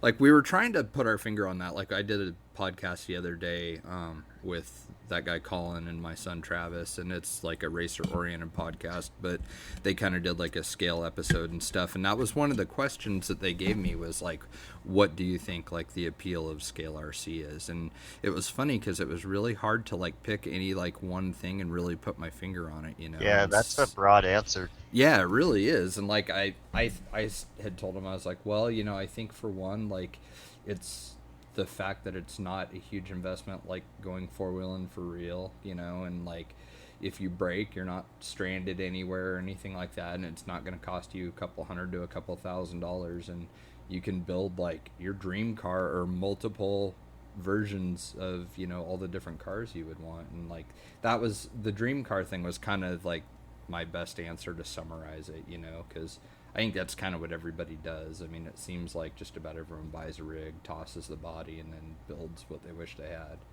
Yeah. True. I mean, that's one of my still, you know, I don't know, end game, I guess. I'd like to eventually build a replica of my 1-to-1 truck because, one, they don't make that body. So I've never, I mean, they kind of do. I have it for my monster truck. It's just A, too long, and B, there's only so much you can do with Lexan. Right. But I'd always love to make a mid-90s Chevy, you know, just like my truck. And that's actually, it's kind of opened my eyes. It was something I was going to talk about earlier when I was saying, like, you know, builds that never, you know, get finished or whatever. I would like to get, I don't know if it, what is it, the TF2? I'd like to try a build on a TF2 platform just so I have a rig that works like a real, like a 1-to-1 rig. Like, I think Ty was saying it on the last episode, you know, you have one that's full of leaves and you gotta, you know, yeah, it brings a whole different element, you know. Oh, yeah. It crawls differently. So I'd like to be able to do that with at least one of my rigs, so that way I could say, hey, look, here's my, just like my real truck, and, you know, I can go out and beat on it and do things I wouldn't do with my real truck. But my battle would be finding somebody to replicate the body. I have 2 people in mind. I'd probably definitely give it to Westmade first. I'd ask him if he could do it. Just because if anybody's followed the stuff he does, it's people like him and Matt Kent that really blow my mind when they take a picture and they make body panels out of it. Yeah, that's just next level. I mean, like I said, maybe, you know, I'm sure people like ourselves can do it if we really sat there and messed around with it. But I mean, the fact that they could just take a picture and say, all right, look, this is what the picture is. We're going to scale it into 10th scale, how much it would really look, and da-da-da-da-da, and then just go off of it from there. And they start making, okay, do this, cut this piece out, glue it together, shape it, mold it, da-da-da-da-da, and then you're like, I hate you. That looks so good, and it looks so easy. But if I was doing it, it would look like a mess. And see, I don't even want to do it. That's the thing. It's like I'd like to have the end product, but like I'm like the destination guy, not the journey guy, you know? So I don't think I could sit there and do that the way that they do. Like I don't have the attention span for it. Yeah, my thing would be I'd probably be frustrated halfway through it is my problem. Yeah, it'd be hard without somebody looking over your shoulder to tell you what to do. I mean, it's like you can get a lot of info from YouTube and stuff anymore, but I mean, still like having like someone that has working knowledge of something is still definitely the way to go, especially on something that intricate and detailed. Yeah. So that's definitely something. I was actually that was what was bringing up this next point. I was going to say, Jay, you should, I don't know if you don't follow him, you should follow him and check out his latest build. I think you get a kick out of it. He's building an IFS F-150. Oh, rad. Alex Vanderbrink. Yep. Torque Darcy Media. Yep. Really? Wow. Yes. That thing's sick. He bought, I forget what rig it is, but he bought one rig just to cannibalize the IFS, and he grafted it into the front of his SCX-10, and it's turning out sick. Yeah, I was going to say, you need scale. you need to do the same thing and wrap it just like your real truck. You know, it's funny, at Die Hard the other day when I had the booth out there, well, I guess this would have been over the 4th, I had so many, well, and actually at the Boys and Girls Club thing too. So many people are like, how come you don't have one that's a replica of your truck? And I didn't have a good answer. So, you know, it's like, I mean, Proline has some stuff that's close, but not that same body style. You can find that F-150 in a New Bright, maybe, you know, but I mean, that's going to be hard because it hasn't been made for years and years. But I don't know. That's the thing. I don't even know if I would want to, though. Just because, like, I look at my truck and I think, dude, that thing would suck so bad to try and drive on trails. Like, I think that's why I've never considered that as a build, you know? Well, it's just a straight trail truck, you know, mild, just cruising. Like I got a Yeah, couple it'd of be road for rigs. burning fire roads, and that's Yeah. about it. Yeah. But if you think about it, some of the stuff, well, I don't know about up where you are, but like Crawl for a Cure, some of the trails that he sets up are like what you would actually do in your real truck. You're not going up like, the V Rock with like, the 3-point turn at the top that you got to rest a slider against. It's a lot of just trail, little off camber here and there, and maybe a little obstacle. But some of Yeah. them that he does up there, they remind me of fire roads.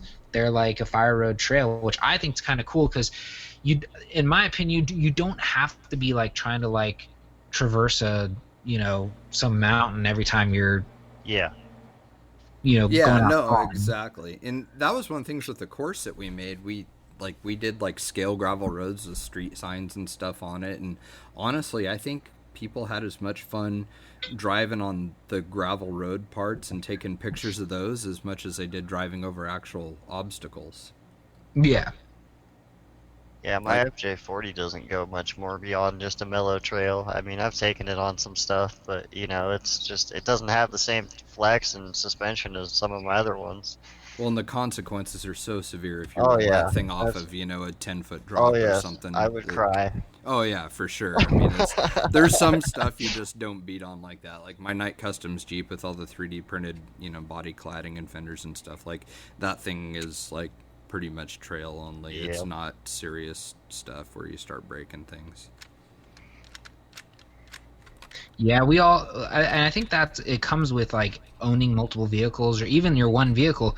There's some people, they will run their one vehicle like they stole it. They will squeeze it in places it shouldn't go. They'll drop it off ledges that Yep. it shouldn't drop off, and they just keep going. Then there's other people that are like, yeah, no, I'm not taking this to that.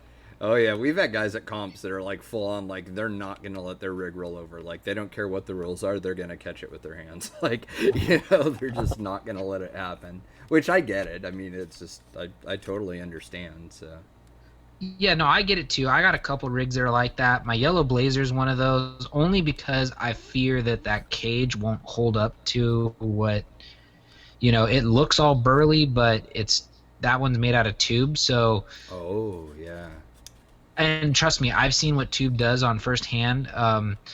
I'll never forget. I think Brandon was there for that year. It was one of the last years we did the Cantina on the Con, Ah, and he had his Bronco, the green Bronco with the cage, the black cage, and we're going across this one area, and he was trying to get over some little crack that was in like basically it was weird. It was like crawling on a wall, like a 2-foot wall. You had just enough, you had to straddle it just right, otherwise you'd fall off it and you'd drop like I said, like 2 feet.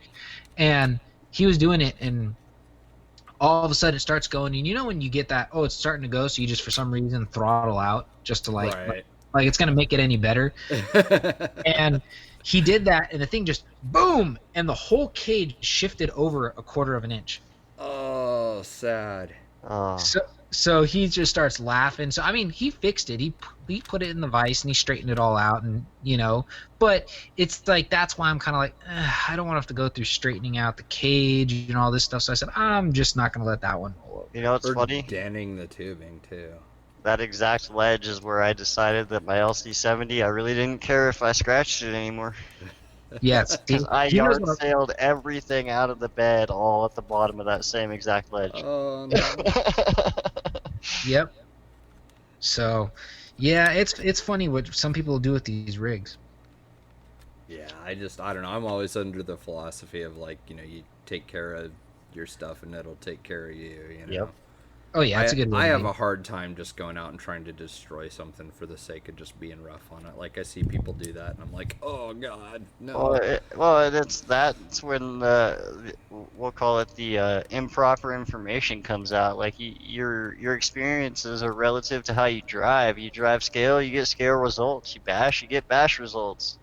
I That's a mean, really True. good way of putting it, I mean, dude. it's really simple, you know. Yeah, that's probably the best way I've heard that summed up ever. Yeah. Because it's totally accurate, you know. Like there's dudes that just don't care, and like they'll get on Facebook and like, you know, have a laundry list of all the shit that they broke that day, and they're just pumped on all the stuff they broke, you know. Well, and it's toxic, you know. Yeah, yeah, exactly. No, I agree. It's interesting. It's just not for me. Like I never even bashed. Like I skipped that whole Yeah. that whole part of RC. Like we went straight to racing, and that was pretty much it. Like I never really crawling was my first experience. Like just playing, you know, like having fun for the sake of having fun, you know. Yeah, I'd have to say the same thing. It's been pretty much just crawling. I never really bashed any of my cars, and I think that's part of the reason why I have a hard time taking out my monster truck, because it's like every time I take that thing out and I kind of let loose with it, it breaks. And but you know, Yeah. if you think about it, what do real monster trucks do every time they let loose? They break. So it's Yep. like I don't know, and it's like I just don't want to. Like in my mind, I go, I just don't want to have to fix it. It's So I like usually 99% of the show, you know. true, but it's like I just like go. I don't really want to have to fix this, so I'm like, yeah, I'm not gonna. I'm not. I'm just gonna go out and play around with it and have fun. Yeah, those were a cool truck to even just mess around in your driveway or just light playing with, just because it behaved scale. Like it was a scale monster truck, you know. It's not a, you know, Traxxas Stampede or something where you can just throttle the crap out of it and it's not gonna break. Like the Axial one, like what was sick about that was just like how it behaved, you know, and like Yeah. that was the appeal of that to me, because I didn't get the thing, you know, thinking, all right, I'm gonna get this Axial monster truck and I'm gonna, you know, go jump it out in the street over passing cars or something, you know. That wasn't like my thought when I got that thing. It was more like, dude, this thing like looks and acts real, and it like dives when it's under braking and squats when you hammer the gas. Like this is cool, you know. And that was, it was just like, for me, all the enjoyment was watching it do its thing, you know. Yeah, I get what you're saying. I mean, because like the first thing I did was when I brought mine up to CKRC, the first time I really was like, all right, yeah, I'm gonna bash this thing around. I'm gonna have fun. I'm gonna let loose, and I just put the Proline Destroyer tires on there, and I started telling people there's a reason why they call those tires a Destroyer. They freaking destroy your rig. Yeah, I mean, they're so wide and heavy. I mean, the with a first thing I did. massive offset too. That's so much leverage on your stub axles. Oh, that's what I'm saying, and that's why it's funny when you watch some of the stuff like when they had released their Proline video on YouTube. I'm like, okay, they jumped it and landed, and the thing's in one piece. I was like, I did that same thing, and my wheel went flying. Yeah. Well, that's where like those like extra speed like pot metal axle housings, you know, like the AR60 ones, like any of those like Chinese brand metal axle housings would have been sick on one of the Axial monster trucks, because then you're like a little bit more bulletproof, you know. Yeah, I guess because my problem was, at least with mine, were the axle shafts, especially with the Destroyer tires. But John Schultz actually, when I talked to him, I think later, because that was just before Axial Fest, and I had to get it all fixed up again for Axial Fest. Um, I was talking to him, and he was like, "There's a reason why we stuck with the tires that are on there, because they make your rig last the longest. They still give you the scale appearance. They still do everything they're supposed to do, but you're not destroying your rig And I because thought those were an appropriate size too. Like I thought they looked are. nice. I mean, They are. myself, but No, they do, and I agree. And so after that, I got rid of my Proline ones, and unfortunately, because like I like the tread pattern and stuff on the Destroyer, but the offset and just the weight and the size, it was just too much. Like it was just yeah. too much for that rig, and yeah, so I just went back to that, and I mean it's been more durable since then. It's like you can have a little more fun with it. going to brushless with those destroyers were probably not the smartest thing. I'll never. That was a funny day. We're up there. I'm playing around with it, on the brushed motor and everything with just the wide tires and jumping it and all that. And it was, acting like a monster truck. And then we're like, well, we're at CKRC. Let's throw a motor and speed control in it, and let's have some fun. So we threw in a castle setup for a short course, I think. And yeah, first jump we went off, lands. You watch tire, boom, launch, and I'm going, are you kidding me? Oh, that's such a bummer. Like, it just ruins your fun so quick. And then we fixed it, and then I'll admit I'm not the greatest driver at fast because I've never really driven fast cars. I have my Slash, but I don't even really touch that. So I don't have a lot of time behind fast rigs. So I was like, all right, Elio, you drive, I'm gonna film. And then he was driving it, and even after the third or fourth jump he did, he bent the rear axle shaft, and you can watch that tire was just like whoa, whoa, whoa, whoa, whoa, whoa, the whole time, and I was just going, any minute now this thing's gonna come freaking apart again. Yeah. So It seems like the solid axle monster truck scene's kind of slowed down a little bit. I think especially with drag racing, like drag racing kind of like is the new big thing, and now we don't hear about monster trucks quite as much. well, it's actually funny that you say that, and maybe we'll have to get one of them on here one of these times. Um, in the Reading area, it is huge. Oh, really? Oh yeah. See that Um, I'd do that. Like, I mean, I if we had something like that around here, I'd build like a tough solid axle one for something like that. Well, see, if I was closer, I'd participate more. And Yeah. I've told that because Chris Prestwood's asked me numerous times, "Hey, why don't you come up and crash at my place and go to the event?" And it's like, I would if it was a regular RC event. I just don't have that interest to do it just for a monster truck event. Well, and then plus the money you'd have to dump into yours just so you could finish a run. That too. I mean, Um, that's disheartening in itself, you know. but yeah, all those guys up there do it. The whole like most of the Reading scene that I know, there's at least 12 to 15 guys that are in that whole like that scene, and they all race each other. They all do their thing, and I mean they've had some pretty decent turnout and decent battles going. And I they have. actually Go ahead. I'm sorry. Oh no, I was just saying they actually have different classes. Like they have like the 2.6 tire class, they have the 2.2 tire class, they have the stock class. I mean, they actually have a variety of classes, and some of these Wow. guys have two or three monster trucks. I saw a picture of a dude that had an enclosed trailer, and that thing was fully decked out in different monster trucks and bodies, and it was like you could tell like this dude was serious about monster truck racing. Like it was just. I wish I could find the picture because it was pretty mind blowing the amount of stuff the dude had in there. Like Oh, I believe it. all the walls were just rigs hanging on the walls and stuff. It was pretty cool. Oh, I believe it.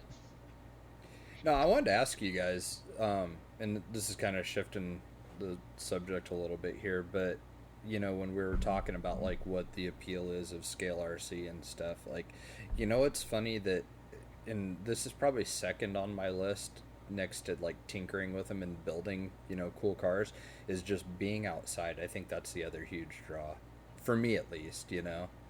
Like it's a good excuse to just be outside and like smell the forest and stuff and just enjoy your day. And it's just, I don't know, it's a nice escape. I think that that's something that I really haven't like pitched to people when I'm trying to sell them on scale RC, is like the outdoor aspect of it.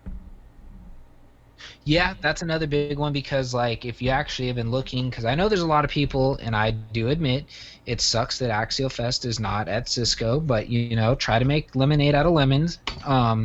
And Donner itself is another pretty area to go scaling.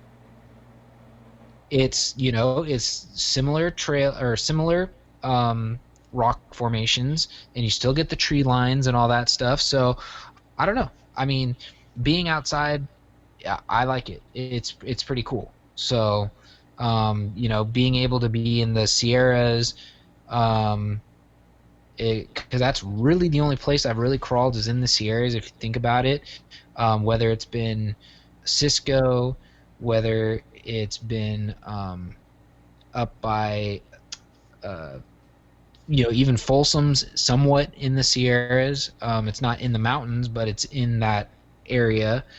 Yeah. Um, Rollins Lake, that's the Sierras. The place in Pioneer where Crawl for the Cure's been at lately, that's in the Sierras. I mean, everything's pretty much in the Sierras, so you're gonna get a lot of the similar, aspects and terrain, but it's gonna be Right. slightly different just because of the ranges that you're at. If I lived down there, like close to that, like it wouldn't hurt my feelings at all if that was the only place that I had to crawl at. I mean, even after the crazy stuff that we have up here, like still like all the trail stuff at Axial Fest and that area at Cisco and stuff, like I'd be totally content living close by to that and having that be like my, location where I spend all my time at. The Sierras just changed so much. Like the difference between here and like Cisco is night and day. I mean, I could count probably 20 different terrains in that 5 hour drive, and it's all in the Sierras. Yep.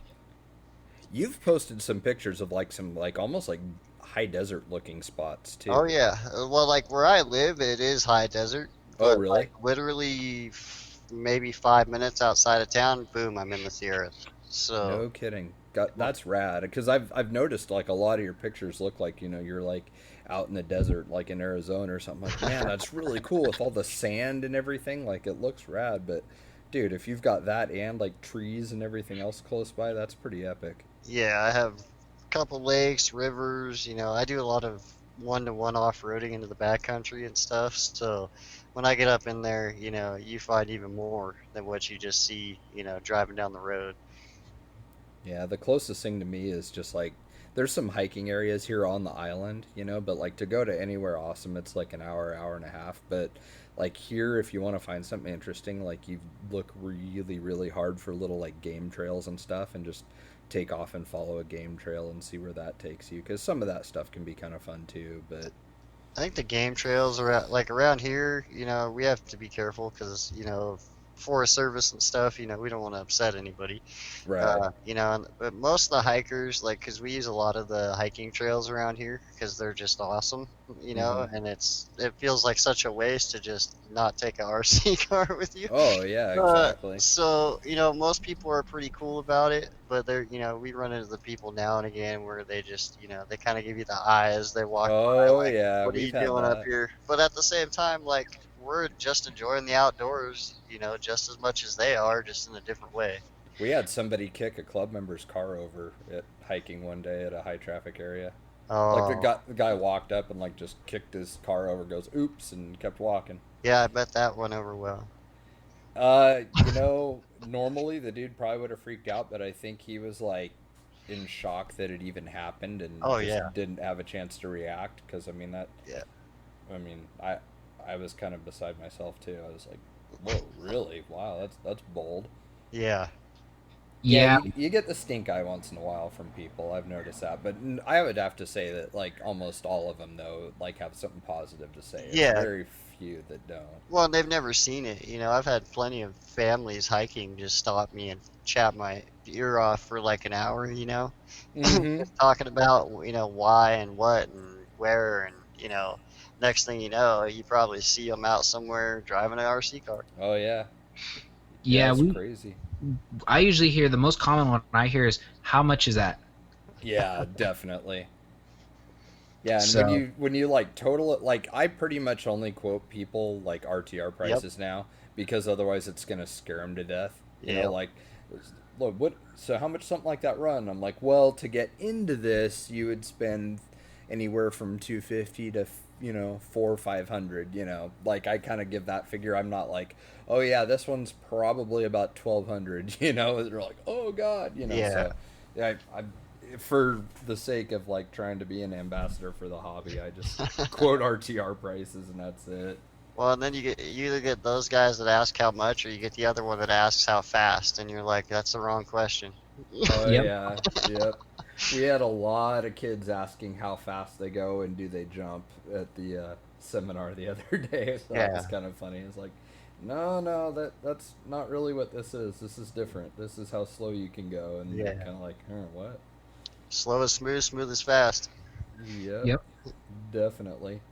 I'm just gonna bring up one last little thing because I mean I could be wrong. I'm looking at the chat timer on our thing and we're at 2 hours. So are we? Is that really where we're at? Yeah, close Yep, to you. Wow. you're correct. Time flies when you're having fun, man. Yeah, that's right. All right. Well, for I guess for our listeners' sake, we'll just wrap this up real quick. The only thing I was gonna bring up, and I think it's kind of a cool thing to close on. Um, you know, not all of the RC community or the scale crawler RC community is, come from a one-to-one background, but a lot of them do. I would like to start seeing some more people get in, like, I guess, bridge the gap, or if that's the way to say it, with like the one-to-one groups or clubs that are actually trying to preserve trails. Like, for instance, I know, Jay, I came to you about that Corvus sticker, the Mm-hmm. California Off-Road Vehicle Association. Yeah. um, they're actually doing a lot right now. If you live in the state of California, and and you're into four-wheeling, or you're into even dirt biking, you've probably heard of this, but they were threatening to close down Oceana Dunes, which a lot of people, if you ever heard of the name Pismo, that's Yeah. Pismo Dunes. Yeah. They were gonna close down, and Corva fought tooth and nail to keep it open. Dude, that's And so gnarly. Like, I mean, I it's didn't. awesome that you have advocates for something like that, but as a like stark contrast, up here there's a 4 by area. The state brought equipment and rocks in to make it better. Like, it's yep, 180 degrees from what California is. Like, California, like, I mean, it's good to have organizations like Corva and stuff, no matter what, and have advocates and lobbyists for the off-road community. But I mean, it's, man, the stuff that you guys have to worry about there versus here or even other places in the country is just, how can it be so different? You know what I mean? Yeah. because ultimately, and I don't want to get too political with this, it has to come down with the state and wanting money. That's really what it comes down to, because the state doesn't want anything where people can go and enjoy their time if they're not reaping their reward. Prime example happened with an RC event that we did back in March. I think I've went over this. Chris Prestwood, SBC, held his annual get together, and that's what he calls it because he doesn't charge anybody any money to do the event, or to participate. And he always has it at Folsom. Well, due to the high water levels, we had to move it from where we normally have it, from 5% beach, to I can't even think of where it was where we were at, Dotton's Point, or Beals Point. Sorry, we were at Beals, and we were maybe 20 minutes into the event, and there's got to be 300 to 400 people there. And or actually, that might have been a stretch, 200 people. And all of a sudden, the ranger pulls up and is like, "Where's your permit?" And you're like, "Are you serious? We're all just here having a good time. We're not like here having like some big, rager party where we're trashing the place. We're going out playing with our cars." And the guys, basically, the ranger was giving us crap, going like, "Well, you guys need to either pack up and get out of here, or you're gonna get fined, or." And we were kind of like, "Well, fine then, if we leave, are you gonna refund everybody here their entry fee?" Yeah. And he kind of like didn't know what to say to that, because if you think about it, I think it's $12 now for a day pass at Folsom Lake. You Mm-hmm. times that by, let's say, even 100 people, that's $1,200 Yeah. that you got to give back. Yep. That you They're just like, ran off. yeah. So they're like, no, but at the same time, they're still trying to run you out of there, even though they don't want to give you your money back. But that's what I was saying. That's what it's coming down to in California, is they still they want you to be able, or not, they don't want you to, but they don't mind if you do what you want to do, but they still want their piece of the pie, and that's what's starting to hurt everything because there's, like I said, Corva, um, Cal four wheelers, they're all about, and even the Rubicon Trail Foundation, they're all about preserving, these trails that one to one, wheelers use. I would like to bridge that gap in that knowledge into the RC community and kind of show awareness, that some of these places that we crawl at are some of the same areas that are used by one-to-one people, and you need to respect those and just kind of like have awareness in what's going on. So I'd like to be able to start getting some of those big name companies and see if they allow to make some scale stickers that you can hand out at events so more people are getting informed, because I guarantee you, even if you're somebody who isn't a wheeler, like you don't go out four-wheeling and all that, you get behind some of these um, organizations just because of what they're doing to Right. allow people to go out and have fun. Yeah, no, absolutely. You know, the sad thing about this is though that, and I've kind of encountered this, I think that the majority of the RC community is just going to be too lazy or don't care. You know, you'll have the few guys like yourself and like me that actually care about stuff like that, but the rest of them don't. Like, for example, we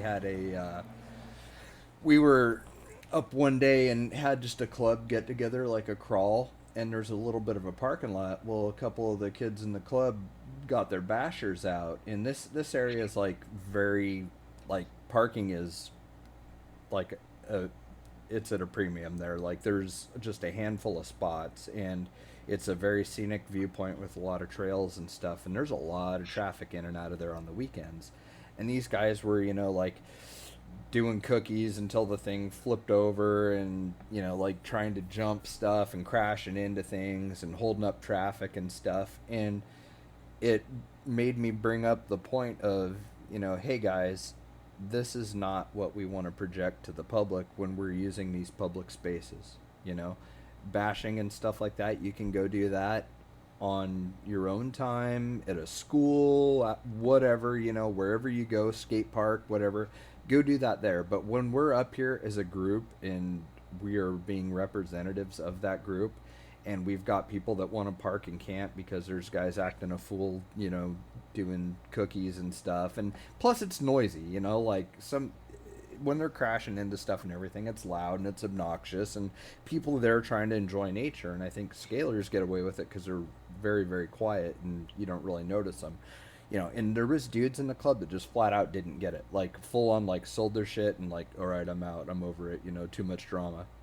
I was like, how do you not understand this? Like, all it takes is a couple people pissed off calling the police or going down to the ranger station and saying, hey, these guys up there, we can't park because they're screwing off and driving cars and crashing them into stuff and everything. And not you get one or two instances of that, and that place is going to be shut down to us. Well, yeah, Yeah. you gotta go out and always assume somebody's watching. Dude, yeah, and that's just it. These guys did not get it. Like, one person in particular, like, he ended up like selling all his crawler stuff and getting out of the hobby because of that. Like, it for whatever reason, it did not register him that, hey, your behavior could upset the public. They could complain, and then we don't get to share this space with them anymore. Yep. Totally didn't understand. Thought I was just being a dick for the sake of being a dick. Yeah, all it takes is one. And Yeah. unfortunately, I see a lot of people that kind of have that same, like, don't care attitude in scale RC because they don't. A lot of guys don't come from a racing or any kind of like competitive sport, or where they understand sportsmanship and professionalism and presentation. There's a lot of guys out there that don't get that, and unfortunately, that few that don't know how to act can screw it up for everybody. Well, and and at the same time, it's up to a lot of the people in the hobby to set the positive example. So hopefully they get it. Yeah, it's just hard. Like it's hard to try and enforce that and Oh be yeah. like be the bad guy and like address the issue with everybody because then you're a jerk and everything else, or you're too uptight and it's tough because they don't see things Yeah. the same way. It's really hard and it's hard to get other people to buy into that. But I agree with you 100%, Adam, that I think it's necessary. It's just it that's not going to be an easy task. I mean, about all you can do is try and spread awareness, like what you're saying, and have pamphlets out at meets and at comps and trail runs and stuff, and try and educate the public on It, it. That I wouldn't say so much pamphlets unless like Corva wants to like give me some sort of literature that you could give out. I'm just saying if you had the stickers where the people are like, "Oh, what's this?" and you're like, "Oh, this is for Corva. You should check it out." Most of them probably won't, but some of them will. right, And I mean, realistically, Corva is not an expensive organization to be a part of.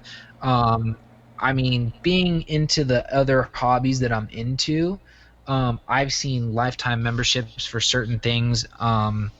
Like the California Pistol and Rifle Association, lifetime is like 600-700 bucks, which sounds like a lot. yeah, But they a lot of them have the easy pay. You could pay like $30 a month till it's paid off. But right, like Corva is kind of the same thing. A lifetime membership is, I think, 400 bucks, and or you could do monthly and it's only, or no, yearly and it's 40. So like if you're like, yeah, I only want to do it for X amount of years, you could just pay your 40 bucks a year until you quit. And I think they have another promotion going on. It's they got a lifetime membership of 300, and you make monthly payments of like 20 bucks until it's paid off or something like that. that's a good deal. Honestly, I would try and do like talk to them about the scale stickers. I think that's cool. Have the real stickers too, because people would probably put them on their regular cart in addition to their crawler. But I mean, like even having brochures and stuff. Like I think all of that's a good idea, honestly.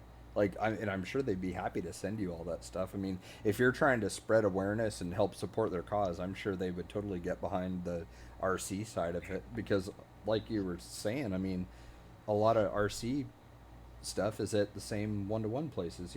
Like Cisco's a perfect example of Fordyce being there and everything. Yep. Well, and And then yeah, and we've crawled at Rubicon. yeah, um I just think I think it'd be cool to spread awareness to these places. They do take maintenance, and there are areas that the state would love to just take over and say, yeah, no, you're not doing this anymore. And yep, sucks to be you. oh yeah, no, and because they don't care. Half those people that make those laws aren't the ones out there enjoying any of these areas. Nope.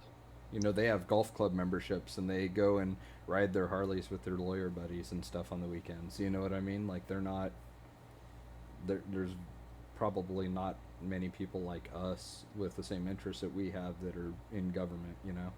Yeah, exactly. Uh, But yeah, that's something I'd definitely like to try and get started. And I mean, I'd like to hope we're not the only state dealing with it, but I guarantee you anybody else listening to this, if you're in any other state, I guarantee you we're the only ones really dealing with it because it's a circus over here. Oh But yeah, Sierra Club and everything else. There's other things you could do too. I mean, I don't know if you guys know like Tom Woods drive shafts up in Utah. mhm. They recently started a thing because I don't, I'm sure you guys are the same way, but I'm very much so pack it in, pack it out. Oh Yep. yeah. And so what they do now for the one-to-one guys is they every like I think it's like once a month they do a little contest, and whoever grabbed the most trash out of the backcountry or whatever and posts a picture of it on their rig and all that, showing that they're doing their part, they get like a free drive shaft or like a free T-shirt or just something to encourage people to pick up after themselves, Dude, that's rad. and show that people are doing their part and trying to keep the trails open, because See, that's awesome. And like I talked about doing a thing like that up here. Like one of the parks we go to is like I mean, it's a beautiful spot, but unfortunately like I've been there and there's been like drunks like sleeping it off, like passed out on the grass at 6 in the morning when I show up to set up the course. And there's cigarette butts everywhere and broken beer bottles because kids go up there at night because they can, drink, and chances are nobody's gonna see them and stuff. So I wanted to do a thing where we go and like clean up the area and try and get somebody on board like Proline or someone, so that there's some like raffle prizes for the cleanup day. Yeah. Like I've wanted to do something like that, but honestly, dude, like as much as I love the guys in our club, I bet we'd get 3 or 4 dudes, and that's it out of 130. Yep. It's just, it's a bummer. It is a bummer, and I mean, I don't know, like I'm one of those people, yeah, I get it. Some of the stuff's nasty and you don't want to touch it, but the other stuff, like you're walking by and you see a bottle or a beer can, it's already all empty, just pick it up, Dude, the city of Anacortes told us they would pay for a dumpster and everything to be delivered up there for us. Well, that's awesome. Yeah, like it was rad. Like, I mean, it's a done deal if you can just get the people to participate. But I mean, like, that's the hard part. I mean, I know people have lives and stuff, but when it comes to a cleanup day, you're gonna probably find 80 different things you could be doing. That, oh, I'm too busy. I've got to wash my tennis shoes that day. Like, like, you know what I mean? Like, everybody wants to play, but they don't want to, like. Well, yeah, you got to put in the work though. Like people need to realize that. Like if we don't put in the work, stuff will close and people will be unhappy, and then what will we be doing? Nothing. Yeah, exactly. Like either be poaching trails or having to drive much further to go have a good time, and exactly. both of those things suck. So. Oh yeah. So, well, I was gonna say, so this thing doesn't get too long in the tooth. Maybe we just unfortunately abruptly end this one, and these are all topics we can bring up in the next one. I'm sure we'll have Brandon back at another point. Oh yeah, for sure. It's always fun getting people on here and just getting to talk and hearing their side of the things too, because when you're like, I mean, we're all friends. We've all talked outside of the podcast, but like when you do this like all the time, like me and Jay we're on like episode 15. Yeah. We've already said our piece numerous times, but now we get to hear somebody else's 2 cents or their perspective, and it actually starts side conversations because you're going, oh, I didn't think about that, or right. That's cool. No, so, and that's what's rad about our format. That's what I love about it. It's like talking around the campfire. Yeah, exactly. Like we knew we wanted to talk about winches today, but then we ended up getting into like land use and stuff like that too. So I mean, it all matters. No, I think it's right, and plus, people are gonna get to know the guests and stuff on here, and it's gonna come to a point where people are gonna like want to hear a person that's been on come back again and just share what they've been up to. Yeah. Yep. Like, because it's interesting. It's even stuff like, for the smaller companies like Brandon with Snowmod, I'd be happy if one person listening to this went out and bought a set of snowballs. I'd be like, all right, we did our part. Obviously we'd like to see more than that, but if you can get at least one person, then you're like, you're getting the oils going, you're getting the juices flowing. Well, and that's one thing for me is I've always stood behind my stuff, and I know some people call me crazy, but I don't spend money on advertisement because I'm completely content with just throwing a bunch of sets out there and letting people figure it out for themselves and letting it spread by word of mouth, because all that stuff is going to be positive and productive and keep things moving forward. You spend a bunch of money on advertisement, then you're out that money. So if you didn't make any money, then what did you make? Absolutely nothing. It's hard. I went about 7 years before finally paying for any kind of advertising. Yeah. It's tough because it's like when you're a business owner, like any little outgoing expense, you're going, oh, ouch. God. Oh, absolutely. So. For me, I take it for shipping a little bit, but at the same time, it keeps everybody happy, and that matters, at least to me. I love my customer service. I'm very interactive with my followers and my friends and stuff on social media. I'm always talking to everybody, and so, yeah. No, I think that's great, man. And you've got a good thing going. And plus, I mean, it's like honest to goodness good product. You know, Adam and I were not like getting paid to, you know, there's no like ulterior motive behind us trying to push it. Like, we push stuff that we like and believe in, that we think is awesome and would benefit other people and help, you know, help them extend their fun that they're having with their vehicles. And you know, like, I'll tell people about your stuff all day if I have to. Well, I really appreciate it, guys. Oh yeah, No problem, And- dude. Thank you. and thank you. And real quickly before we let you go, tell us where they could find your products if they wanted to purchase them. Right now, we are working on the website, but right now, just the best place to reach us is on Facebook. Just message us directly. Only one of two people reply, so you're getting us directly.